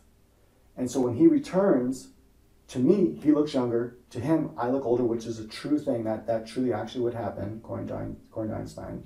And according to the experiments that have been done, the clocks and stuff, that's what happens. We would see each other as these different ages, but we had both experienced 60 years. So the reason why we both experienced 60 years, yet look different ages, is because it took the same amount of frames, so to speak, from my point of view, to watch him go. Let's say he went around the earth 3,000 times, just some random number. I think it'd be a lot more than that if he was going that fast, but let's say 3,000 times. That's how many times he went around the earth. That's true for both of us, right? Because from my point of view, I watch and I calculate it. I'm like, that's once, twice, and 3,000 times. From his point of view, he looks at the earth, he's like, once, twice, 3 times. We both agree. You went around the earth 3,000 times. But he's going so fast that his whole entire processing unit is slowing down, experiencing time differently, right? So he experiences time differently, even though he's going super, super fast. And I experience time differently than what he experiences that. So we're going to agree on everything. It all has to do with frame lag. So the better way to kind of look at it is like the universe has frame lag in it, so to speak. Even though it's static, so that's not really, but it's kind of an easy way to kind of comprehend it, is that as he's going, he's experiencing frame lag, right? So it still takes the exact same amount of frames for this event to happen, right? However many frames it takes to go around the earth 3,000 times, that has to happen. Those frames have to happen. But if there's a lag between the frames from my point of view and his point of view, then he's going to age less than me, because he has actually, the amount of frames that have actually happened from his age are different than the amount of frames that happen from my point of view, to my body, so to speak. So there's a frame discrepancy. So his frames hasn't finished carrying out as far as his lifespan goes, because there's a frame to your lifespan. That is, you have a certain lifespan that you can live to, right? And there's genes and everything in you, and all those genes are are functioning. You have what's called a death gene, and that death gene pretty much tells you when you're going to die. And in order for you, anyway, that's a whole different topic, but you can look this up. There's an actual thing that we discovered called the death gene. There's also the youth gene called the Goldilocks gene. That's like the layman's term. That keeps you youthful. And we've learned how to bypass this in worms to make worms be youthful their entire life, to where they never get old. But they do die. But we've been able to expand their life. Last I checked, was by like 5 years. And as we were able to make worms live 5 times longer than they normally live. And I think it's higher than that now.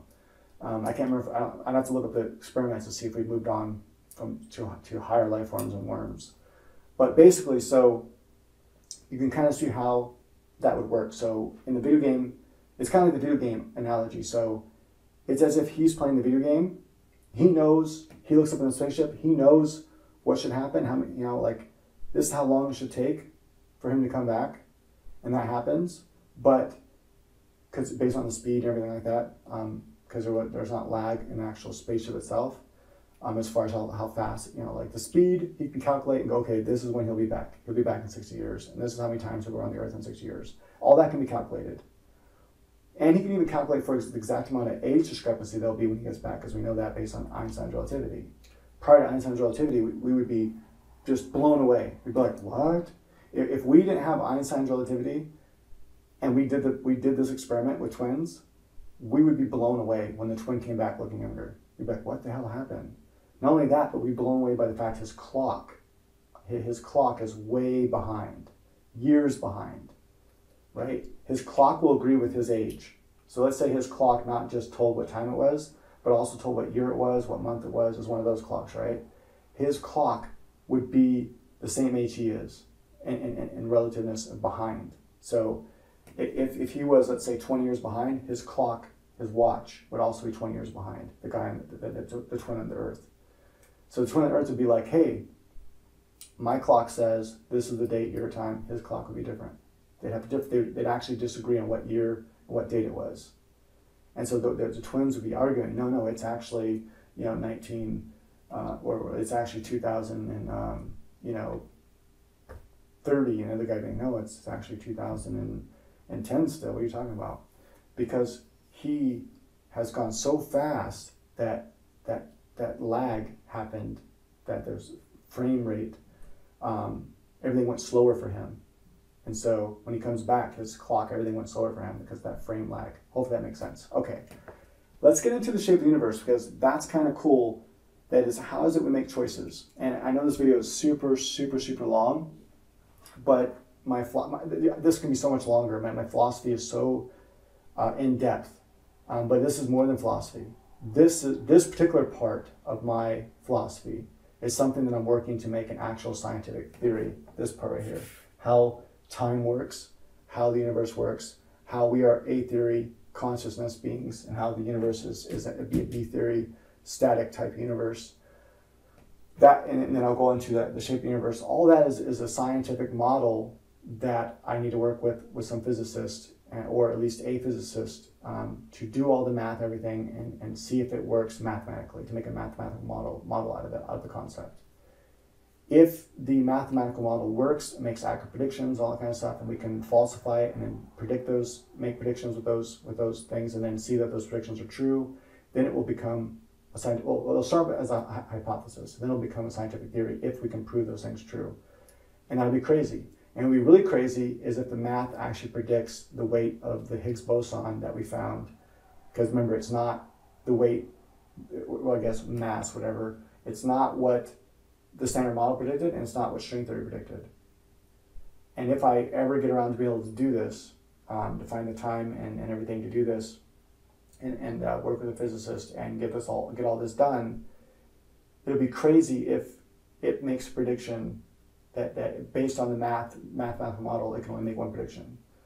And if that prediction is that that's the mass it should have, the mass that we actually found, that'd be crazy.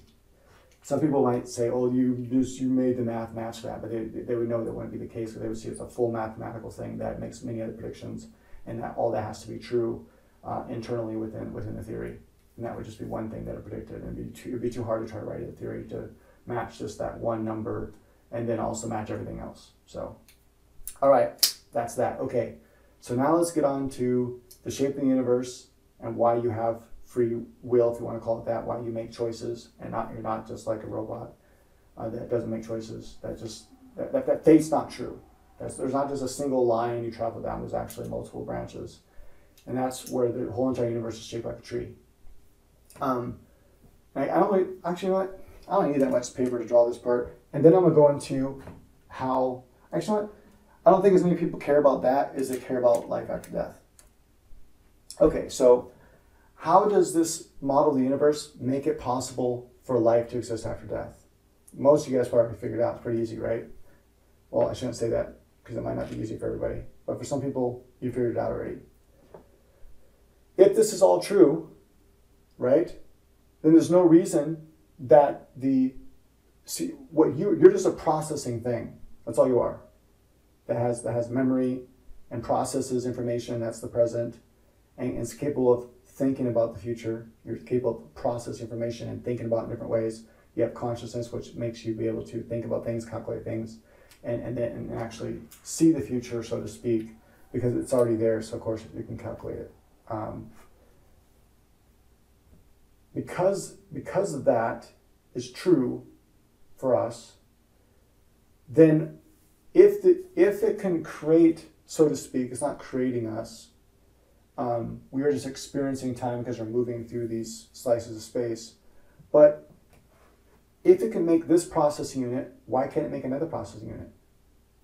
That is why, if this is all an illusion, all this solidity is actually an illusion, and this isn't actually who we actually are is information being processed. Like fundamentally, that's all everything is. It's just information being processed.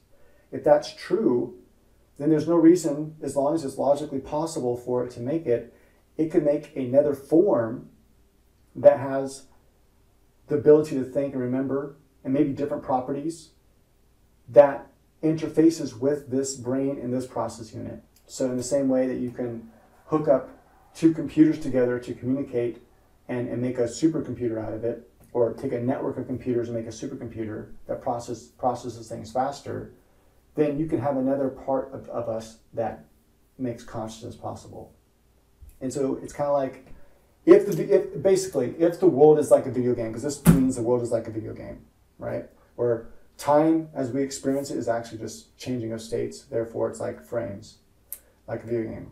So many frames, so many changes of states for something to happen. So for us to get from point A to B, we never moved anywhere. So many states have changed. And as far as we know, the whole entire universe could have lagged for 1 billion years and we would never know the difference, right? Because everything lagged. We lagged, everything lagged. We just paused. And you would not know that. Matter of fact, right now, this is a really cool, trippy mind experiment. Right now, let's say, boom, time froze. And during that moment, that time froze. None of us knew it, but it froze for 1 million years. How would we ever know the difference? We wouldn't. If everything, the entire universe froze simultaneously, boom, for 1 million years, or for 1 million frames, right? You know, because in my view, it all works by like states. But we'll say from our point of view, for 1 million years, time froze and then unfroze. How would we know the difference? Because we wouldn't age. If everything completely froze and got static, we would not age. Nothing would age. And then if it unfroze, everything would be like exactly where it was before. And we would never know the difference. Think about that for a moment. That's a fact. That's a logical fact. That if everything in the universe were to suddenly freeze right now for 1 billion years from our point of view, and then unfreeze, we would never know what happened. We'd have no way to calculate. We'd have no way to figure out that the universe actually froze. It'd be impossible to figure out. So for all we know, it freezes all the time in order to catch up, in order to process all this stuff, and then unfreezes, and then everything goes back again. Or we experience this big universal kind of state of consciousness lag where everything is lagging at the same time, and then it unlags. And since everything is unified lag, it's not relative. So there's no way to calculate the difference, and so we'd never know. Anyway, very just kind of interesting, right? But anyway, think of the World of Warcraft. I never got into it very much. The highest I ever got was level 13 or something like that. I thought the story was kind of cool. but it's not my kind of game, I guess. I don't like long games. But some of the quests are pretty cool, but I can see it getting repetitive really fast. And like, I love The Witcher 3 though. But anyway, so one thing I do remember about World of Warcraft is when you died, you didn't just restart. You became a ghost. And as a ghost, you can move through walls and stuff, if I remember correctly. Now, if I don't remember correctly, just don't beat me up if you're a World of Warcraft fan. Instead, we'll just pretend I'm correct. Let's say if I'm incorrect about World of Warcraft working that way, because it's been a long time since I played it, let's say there is a video game that works that way. And how the video game works is that when you're alive and running around, the program says you can't walk through trees, right? The only reason why I can't walk through this is because the programming says I can't, right? Because the programming says that my electrons and these electrons bounce off each other, they repel each other, which makes it where I can't walk through the wall. But if the programming were different down here, which programs this to be different, then I can just fall right through this wall, boom, because there's no electromagnetism stopping me from going through the wall. So suppose there's a video game that works that way, to where it programs the characters when they're alive to where they can't go through what's considered physical objects like trees and walls and things like that. Remember old games? You get stuck on like something stupid that you should be able to walk through, you know, like a box, a cardboard box, and you walk and you're stuck. And like it's glued to the ground permanently, and it's like so strong you can't just walk through it. Nowadays we have a lot of physics, so in the games, so you can actually kick the cardboard box, so to speak, and move it around and everything.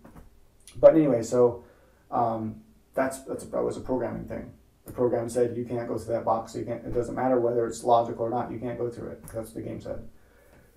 So in this game, when you're alive, you're playing the game. The character can't walk through what's considered solid objects because the programming says it's a solid object and says when these two things collide, they don't go through each other.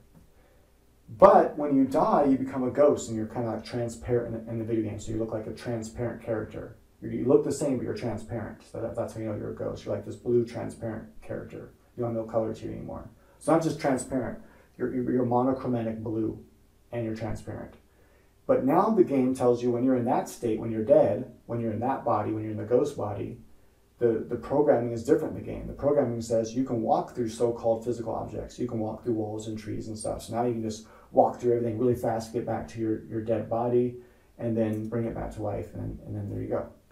But you have to go and find your body because your ghost pops up somewhere randomly on the map. Now you got to run in a straight line. You'll see a dot on the little GPS thing. You'll see a dot there. You have to run straight to it. And once you get back to your body, if you get to it in time, your body comes back to life. Let's say there's a game. You can program that very easily. So if reality works like a program, it can easily program that to be that way. It can program it to be to where you have some sort of ghost body that is conscious, and it has different properties applied to it because the programming tells it has different properties. So instead of telling it that, hey, you have electrons, electromagnetism, that's why you can't go through the wall, it tells it you don't have electrons. Or not electrons, I mean electromagnetism. You don't have atoms. You're not made of atoms. You're made of something different, or some different kind of particles altogether. But it's still all natural. Natural in the sense that it's all made from this logical information. I think it can be illogical because this is a logical system, and everything that comes from it must adhere to that logical system. And so it tells you that you have different properties, and that when you die, your ghost has consciousness. Maybe that consciousness works differently. Maybe memory works differently. Maybe the way it processes information works differently. But one thing that it does differently is it tells it that you're made of a different substance, and the substance that you're made of can walk through walls. It's not subject to electromagnetism, so it can go right through things that have electromagnetism. That is, it doesn't have atoms, so it's not subject to electromagnetism, so it can just walk right through a wall, through a tree. It can float right through the ground. It can float up or down, you know. And that's one thing that's weird, right? Remember thought about that? Like when people talk about ghosts and stuff, the ghosts are like either like floating or walking on the earth. They don't fall through the ground, but they can go through walls. But anyway, the game can say that too. It can, I can program it to be like, well, you can't go down through the ground, but you can walk through walls and stuff. Which, logically doesn't make sense when you think about it, but it can program it that way, and that's logical because it's not breaking some logical error. but I have to give some reason for why the ground is different, you know, like why the ground is turned on, everything else is turned off. But it's better just to think of it as the ghost consciously chooses to want to stay floating above the ground, because that's what it's always done when it was alive. And then if it wants to, it can float right to the earth and just go right to the center of the earth and out the other side and be in Japan and keep on going out in space and go through the stars and suns, you know, and just float where it wants to go, because it's not bound by the electromagnetism. Anyway, so it can do that, right? So that's how life can exist after death within this model. And in fact, within any model like the holographic principle or any informational theory like It from Bit by John Wheeler, the physicist that's been dead for a while now, any digital physics, any simulation theory, any of these kinds of theories that deal with the fundamentals being information, then it's possible there to be life after death. So in my view, you have a ghost body, and that ghost body is made of natural substances, and those natural substances follow different rules, which is dictated by the eternal information. And those rules make it to where you can do things like walk through walls and stuff. And from my experiences and what I understand, this is where you get into my philosophy and totally outside of science right now, at least outside of science as we know it for right now. This is more metaphysics. The ghost has parameters that allow it to walk through walls. It's not subject to electromagnetism, because it's not made of particles that we're made of that are subject to that would push against that. Like neutrinos, for example. Neutrinos is a particle, or rather, neutrinos are particles that we have found that could go right through the earth. They're going through us all the time, actually. They're going through the earth, the sun, they're going through our heads. Neutrinos are constantly going everywhere through everything. And so it's really hard to find them. We had to go deep under the ground, we had to make a big lead building, and it took a lot of money, information, and instrumentation rather, to finally be able to find that little speck that wasn't, you know, the lead was to block out any other radiation stuff from outside. We needed to make sure that there's no contamination coming from outside sources. We need to know that what we saw was actually a neutrino, and that it had the same properties of neutrino. Sorry about that. My phone had a little thing in front of it, kind of bothering me, that popped up. Okay, so that being said, that's how the kind of like how the ghost body works, and it follows different rules. Its memory follows different rules as well. Oftentimes, it will not be able to remember what it was when it was alive, and it has to try to remember that. And that's just one of those things that it's programmed to forget, to help it stay sane, because you kind of go crazy a little bit when you realize you're dead, and then you're like, oh, I want to talk to my loved ones, but you can't. Maybe if you're really, really good at it, maybe through dreams and stuff. But anyway, so there's, you know, and all that's logical and possible within this model. But things that are illogical are not possible. So it's not possible for something to be eternally in some state and then change states, because the eternal state must always be the same. So it'd be impossible to say that this pen was eternally closed, right? This is open, this is closed, caps on. So I'm gonna call that, this state is closed, this state is open. If I said it was eternally in this state, in the closed state, it has to always be in this state, right? Because the second I do this, it's not eternally in that state anymore. It's changed states. So I can't say it was eternally in a closed state, right? It was in there. You know, let's say one way to look at this would be like, you draw a line on a piece of paper and you say this is, or rather we draw a line on a piece of paper like this. And we go, that way's forever, right? So I won't be able to see that. So we do like this right here. We have a line on a piece of paper going this way, and that's going back forever. And this is the point right now where it's now in an open state. So prior to this point backwards, the pen was in a closed state. So we can say, well, hey, that was eternal, right? Because that goes on forever and ever and ever and ever backwards. And once it reaches this state, it opened up. The problem is, if it's in a true eternal state, it's without time, or it's within eternal time. Eternal time goes both ways. So you can't put a dot anywhere on an eternal line because it's arbitrary. It makes no sense. To put a dot there is no different than putting a dot there. because the line is infinite. So no matter where I put one single dot on that line, it doesn't mean anything. It's the same. That's a little more deeper for some people, but it's logically sound. You can check with the professor.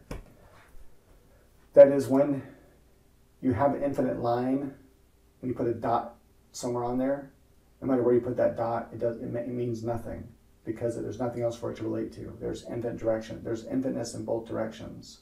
So no matter where you move it, there's always infiniteness in both directions. So it makes no sense to say it went for an infinite amount of time and then opened up. It'd be arbitrary, totally random, and would make very little sense. But anyway, so you can't have like contradiction like that happening. You can't have things like violating their very nature. So if the nature of something were eternal, it couldn't stop existing, because the nature of being eternal means that you've always been. So you can't just stop it. So if the universe is in a B theory state of time state, that's kind of hard to say.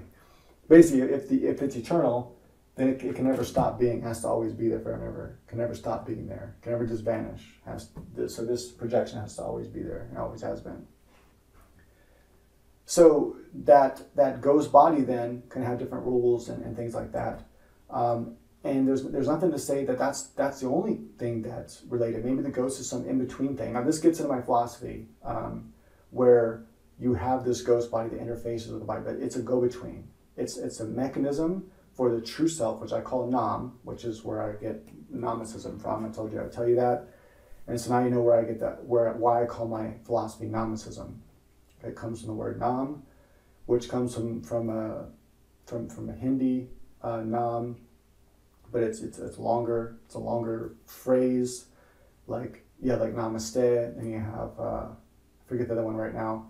And Namaste is basically me and you blesses the divine in me blesses the divine in you. But what I liked about the idea of Nam, can't remember the phrase right now for some reason. But I was studying all this stuff a long time ago, and then I was like, I like that word. That's kind of cool, because by itself it can mean like self, trueness. So the true self, the Nam, the truth. It means the truth literally.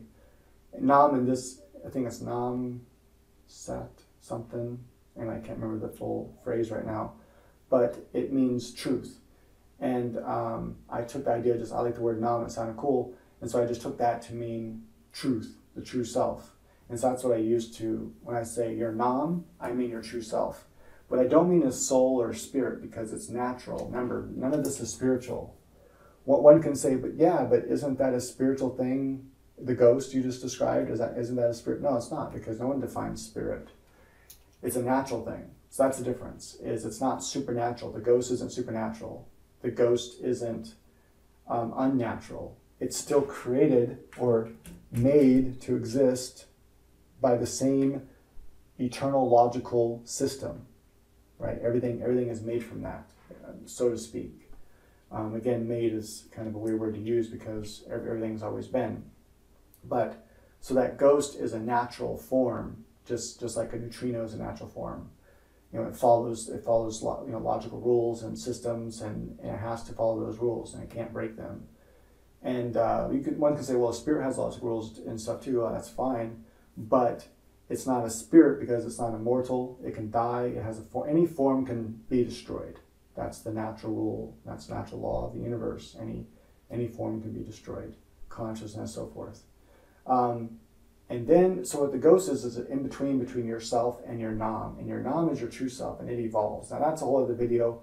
If you want to get into that, the evolution of yourself, of Nam, and how you evolve into the human type form, where you can actually interface with the human form, and how that works, and what the Namverse is, which is part of the universe, but it's different than here. For example, in Namverse, a black hole looks like a fountain of light, whereas here it looks like a black hole sucking light in. It's not like the opposite side of the universe either. I know that kind of would make that analogy would kind of make it seem that way, but it's not. If you guys are curious about true self, Nam, and things like that, let me know in the description below, and I'll tell you all about that. I can make a whole other video. I probably want to do it anyway. I kind of want this all recorded. I'm 39 now. Anything can happen. I can just die, get in a car accident or whatever, the older you get, the chance of death get greater and greater. So I feel like I should put all my, I don't have time to write all this stuff down, so I feel like I should put all it out there for the public anyway, and put all my philosophy out there, so that way, just in case something happens to me, whatever it is, hit by a car or something, then it's all out there already. All right, now I'll leave with this, and that is the shape, hopefully I can do this fast enough, of the universe and why you have free will or free choices, how it is you make choices. So the shape of the universe is not like a football, like we drew up here. It's not like a flat, straight line. Instead, it's like a tree. It starts off with a trunk, and then it branches off. And then those branches branch off. And then those branches branch off. And then, just depending on the possibilities, whatever's possible for each of those branches are the different possible things that you can do. Very much like a tree branch. So it kind of looks like a tree, right? So when you begin your birth in this life, you start, because I believe in a form of reincarnation, and that reincarnation is also naturalism. It's a natural form of reincarnation, but you truly do reincarnate from different body. But the way it happens is all defined by natural laws and rules. It's not something that you choose. You can't choose it. You can't control it. I hate that part of reality. That's like my worst part of reality I hate. I also hate the part of reality that all forms can be destroyed, including yourself. I hate the idea that I can be destroyed. That part of my belief system really bugs me, but I have to go with what I know by experience and evidence. So as you're going down and you come across a possibility, now there'll be more than just two possibilities, but let's say there's just two branches you can take, two possibilities that you can take. Depending what branch you choose to go down, then that's the new possibilities that will be presented to you. Now let's say you're presented with a bunch of possibilities here, and you can choose to go down, once you reach this point, you can choose to go down any one of these possibilities. And that is, you can choose to make any of those choices. And when you make one of those choices, it gives you a whole new branch of choices to make. Some of those choices run very parallel to each other. Like this one here comes off, and it runs very parallel to all this, towards almost all the exact same choices are available to you, but they're not exactly the same. So right now, the fact that I chose to record this video propelled me down an entirely different path than if I didn't record it. But it might be so close to another, like, okay, let's say this is the path. Let's use these two pens. Let's say this is the path where I chose to not create this video. This is the path where I chose to create this video. They can be very parallel to each other, to where almost every other option I have presented to me will be almost exactly the same. But at some point, there might be a couple little differences they kind of stray off. For example, if I had never made this video, maybe a physicist never reaches out to me and says, hey, I'd like to work with you on that theory. It's really cool. But because I made this video, maybe a physicist contacts me and says, hey, I want to work with that video. That's a whole new branch I never would have been presented, a whole new choice that I never would have been presented if I had chosen to never make this video, right? If I would have chosen to make this video years ago, I might have had a different physicist call me, and that presents a whole new branch of things, and maybe he would have not been able to make it into a proper mathematical working model, therefore make it into something that can be disproven. In other words, it never would have became a physical model within physics. Never something that could be accepted.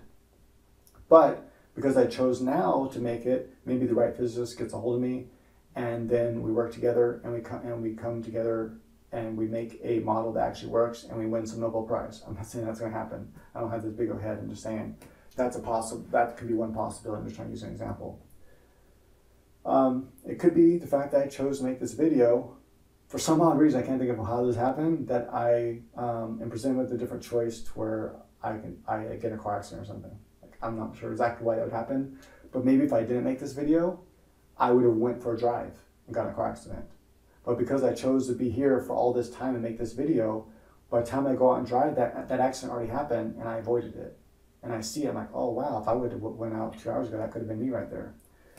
Those choices happen all the time, every day. Matter of fact, I have a story real quickly that happened to me. I was driving, and I can't remember why I stopped for 5 minutes, but I stopped for 5 minutes and I had to do something. I'm like, hold on, give me 5 more minutes. Me and my girlfriend at the time, we're trying to go somewhere, and I'm keeping it general. I knew exactly where we're going, exact town, everything. I'm just keeping that general information for now. And so we're on our way there to that town, but I was like, hold on a second, I gotta do something. And I took about 5 minutes to do it. I didn't have to do it. It wasn't something I had to do. I just wanted to. So I went and did that. We got in the car. We were driving, and literally right above us, it looked like it happened like 5 minutes before we got there. These two cars like smashed into each other, and it was crazy. I'm like, wow, that was about like 5 minutes ago. It looks like, I'm like, what happened? What would have happened if I chose not to do that? That could have been us. We could have been right there in that car, smashed. They weren't dead though, so that's a good thing. But their car was all fucked up, and they could have had whiplash, who knows, or what kind of problems they had. But that can happen anytime. Just, it's weird, right? When you think about it, like just the weird choice, like one little choice, sitting here and watching the rest of this video can save your life. Like literally could. You stay here and you watch the rest of this video, and then you go driving or go somewhere, and then you see a horrible like shooting, a gang shooting or something like that. Like, oh damn, if I would have been there 5 minutes earlier, I would have been one of those people who got shot.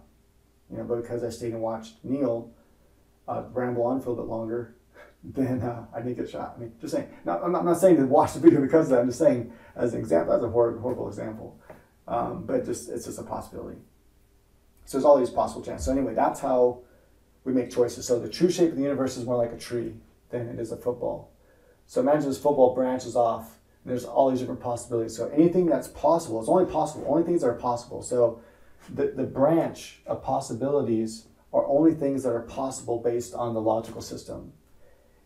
If the logical system cannot make it possible, then it's not possible, right? I can't fly through the ceiling right now. It's just not possible. The universe doesn't allow me to do that. The programming says that my body can't do that. So I don't do it. I just tried, but it didn't work. Now some people believe you actually can do that.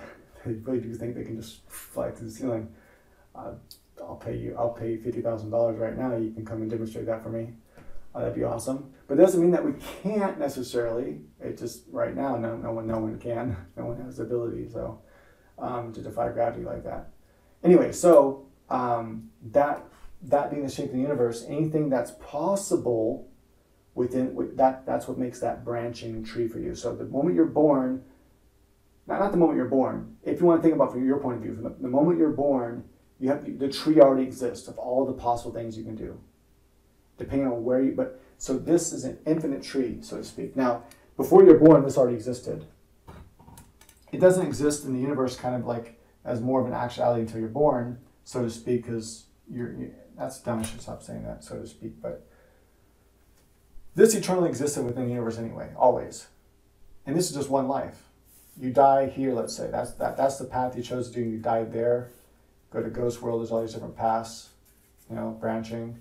And then the ghost dies here, and then you go to non-verse, all these different paths, and then you reincarnate and you start over again. A whole new branching path happens, right? So throughout your entire existence, you have many different trees that you're presented. And depending on what choices you make, so that's where choices is real. So for those that are deterministic, they might say, well, you're predetermined to go down that path or that path. You're not actually making a choice what path you're going down. You're presented with these choices. We can do it right now, even if I'm incorrect about the model of the universe. We know that we're presented with paths all the time, with choices all the time. That's a choice that I'm presented with because I have this in my hand. If I didn't have this in my hand, that would not be a choice to make, to take the cap off. But because it's in my hand, that was a choice that I could make. And it's something I always ask determinists, those that are absolute deterministic people. They say, well, everything is all deterministic because everything moves. But if B theory of time is correct, right? And everything has always been, then they might say, well, the choice, they don't even know how to describe the choice you can make. As a matter of fact, I don't know anyone else that I've ever listened to that subscribes to the B theory of time of the universe that's being able to explain why is it that we see time as a theory of time? How is it that we see a past, present, and future when there is no past, present, or future? It doesn't exist. And my theory, it explains it. And hopefully it made sense. If it didn't make sense, feel free to ask me questions. I'm a very, very busy person. But if I get enough people asking questions, I might make a follow-up video trying to explain it more clearly of how we're processing units and how we're flowing consciously through space-time, therefore given the illusion of time passing and giving the illusion of movement, and then having the memory gives us the illusion that there is a past, and then having foresight and consciousness gives us the illusion that there is a future. But I guess in a way there is a past, present, future. It's always been there, And as your possibility, it's always been there. Like informationally, it's always existed that you have all these possibilities, and informationally, you've done every one of them, right? So from an informational point of view, from the eternal information point of view, you've made every single one of these choices. But you as a processing unit only make one of those choices. We know that's true. So if it's true that we're presented with choices, which we are, this is the choice I'm presented with because I have this pen. If I'm presented with that choice, this is to those that are deterministic and say that we don't really make choices, that choice is an illusion. If I'm presented with that choice, and it's already predetermined whether or not I take this off or not, that's two different choices, right? Two different branches. It's already determined whether or not I'll be here or be here. I'll either leave the cap on or I'll take the cap off. If it's already predetermined that I'll do one or the other, but all the physics shows that everything that can happen, that all the possibilities exist, then I've already made both choices. And if I already made both choices, then you would say, well, that's kind of like, is that deterministic? If I've already made both choices. But me, right now, from my point of view, I'm only making one choice. How is that an illusion? How does that explain exactly what causes that illusion? I know what some people would say is they're going to say, well, because the brain understands the past, but that doesn't matter. That's all what I just said.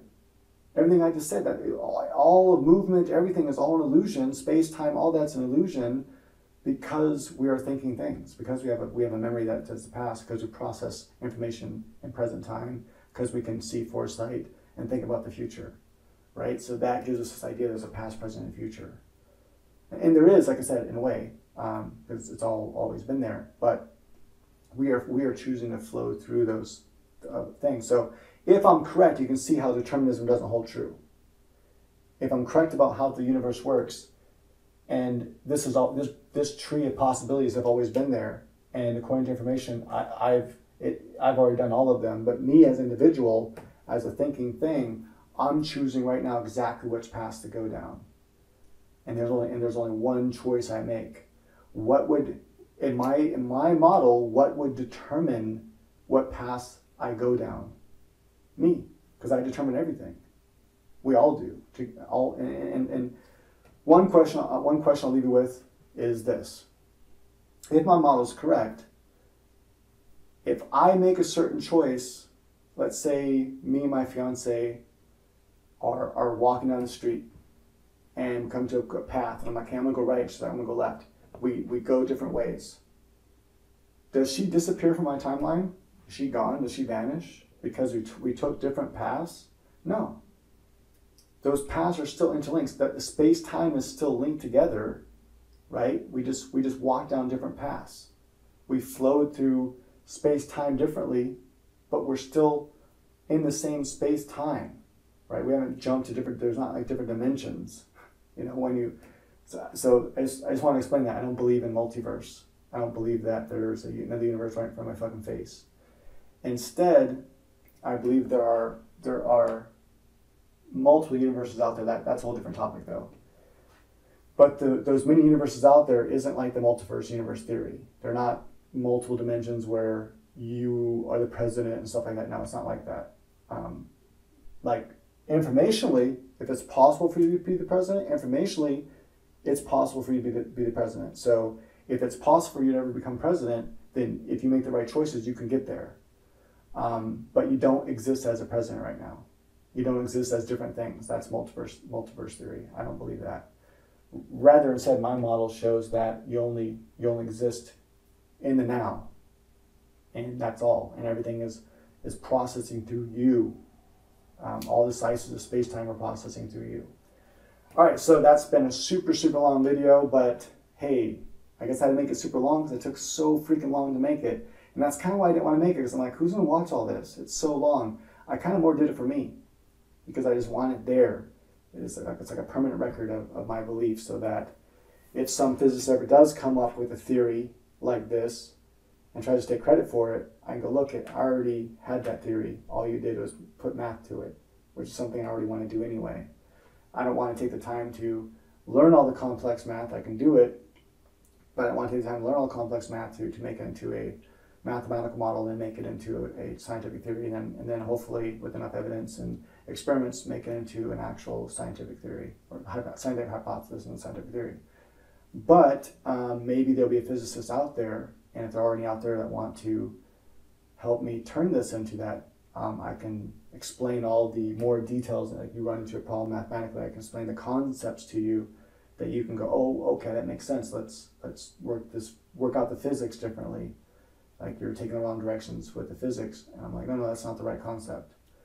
Go with this concept, and then that will help you do the physics better. But anyway, that is something I want to do, and I want to work with someone in the future with on. And I do, if everything goes away, everything's planned right now, and my money keeps increasing like it's been doing, then I'll have the money to afford to hire someone to help me on that. So, but maybe someone will just want to do it just to do it, just because it's like they're so fascinated with the idea that they're like, hey, do I have permission to work on this mathematically, to work on this with physics, to try to make this into a theory? I'm like, yeah, sure, as long as I also get credit for coming up with all the concepts and work with me on the concepts. If you get stuck, talk to me. I understand the physics, the concepts of physics, put it in a conceptual form, and I can help you work it out to where it comes into a model that actually works mathematically. All right, so every guy, I'm getting tired. Everyone, thanks for watching. This has been a long time recording, so hope you enjoyed it. And if you did, do me a favor, hit the smash like button. If you want to subscribe, you can. I do a lot of different stuff on this channel. The two main things. The main thing I do is art when I'm actually active on the channel, teaching how to draw. But I also do weird things, weird quirky stuff. I like physics and weird stuff, so I have videos on that kind of things, like the different stuff like that. And I also do writing sometimes. I haven't done it in a long time. I actually recently, more recently I should say in life, sold one of my novels. It's called, matter of fact, here's one of the copies I have right here. It's under my pseudonym, which is also my fiance's pseudonym. Basically, Samantha Stone, Inventing Nature, a New Kind of Vampire Novel. Pretty awesome book. Still to this day, it's still my son's favorite book. He's now 20 years old now? Yeah. So I think about that for a second. But anyway, so yeah, and it's still his favorite book to this day. It's a really cool book. So check it out on Amazon. If you have Amazon Prime, you can actually read the Kindle version for free.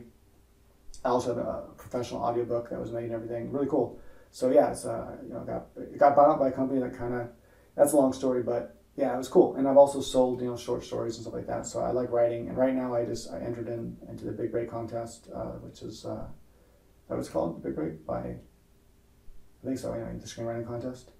I entered one of my screenplays into that contest, and I should know here in September. I forgot exactly what day in September they're going to announce the semifinalist. So hopefully I get the email saying I got the semifinalist. It's not a big deal. I know how the system works. Been doing it for a long time, so I'll just resubmit it again, different competitions, and like somebody's having a bad day, they start reading and whatever, they throw it to the side. That's what happens. It goes that way. But anyway, so that's a whole different topic though. So for those that want to know more like this, more physics and stuff like that, more about my philosophy, let me know. Definitely check out that Quantum Mirage. It's really, really cool. But yeah, so I was just trying to think of anything else I want to say. Oh yeah, definitely share this. If you appreciate it, share it on your social networks, because it means there's a lot of people that might also really enjoy it. It's a really interesting, I think, a really interesting model of the universe, and one that naturally gives a possibility for life after death, and that's kind of cool. Doesn't mean there is life after death. I personally believe it for my own personal reasons and experiences and reincarnation and stuff. And if you guys want to know about the rest of my philosophy, like how reincarnation works and what ghosts are exactly, and how the ghosts work, what's the purpose of the ghost, what ghosts can do and can't do, and all that kind of stuff, let me know, and I can share that kind of stuff. All right, thanks for watching.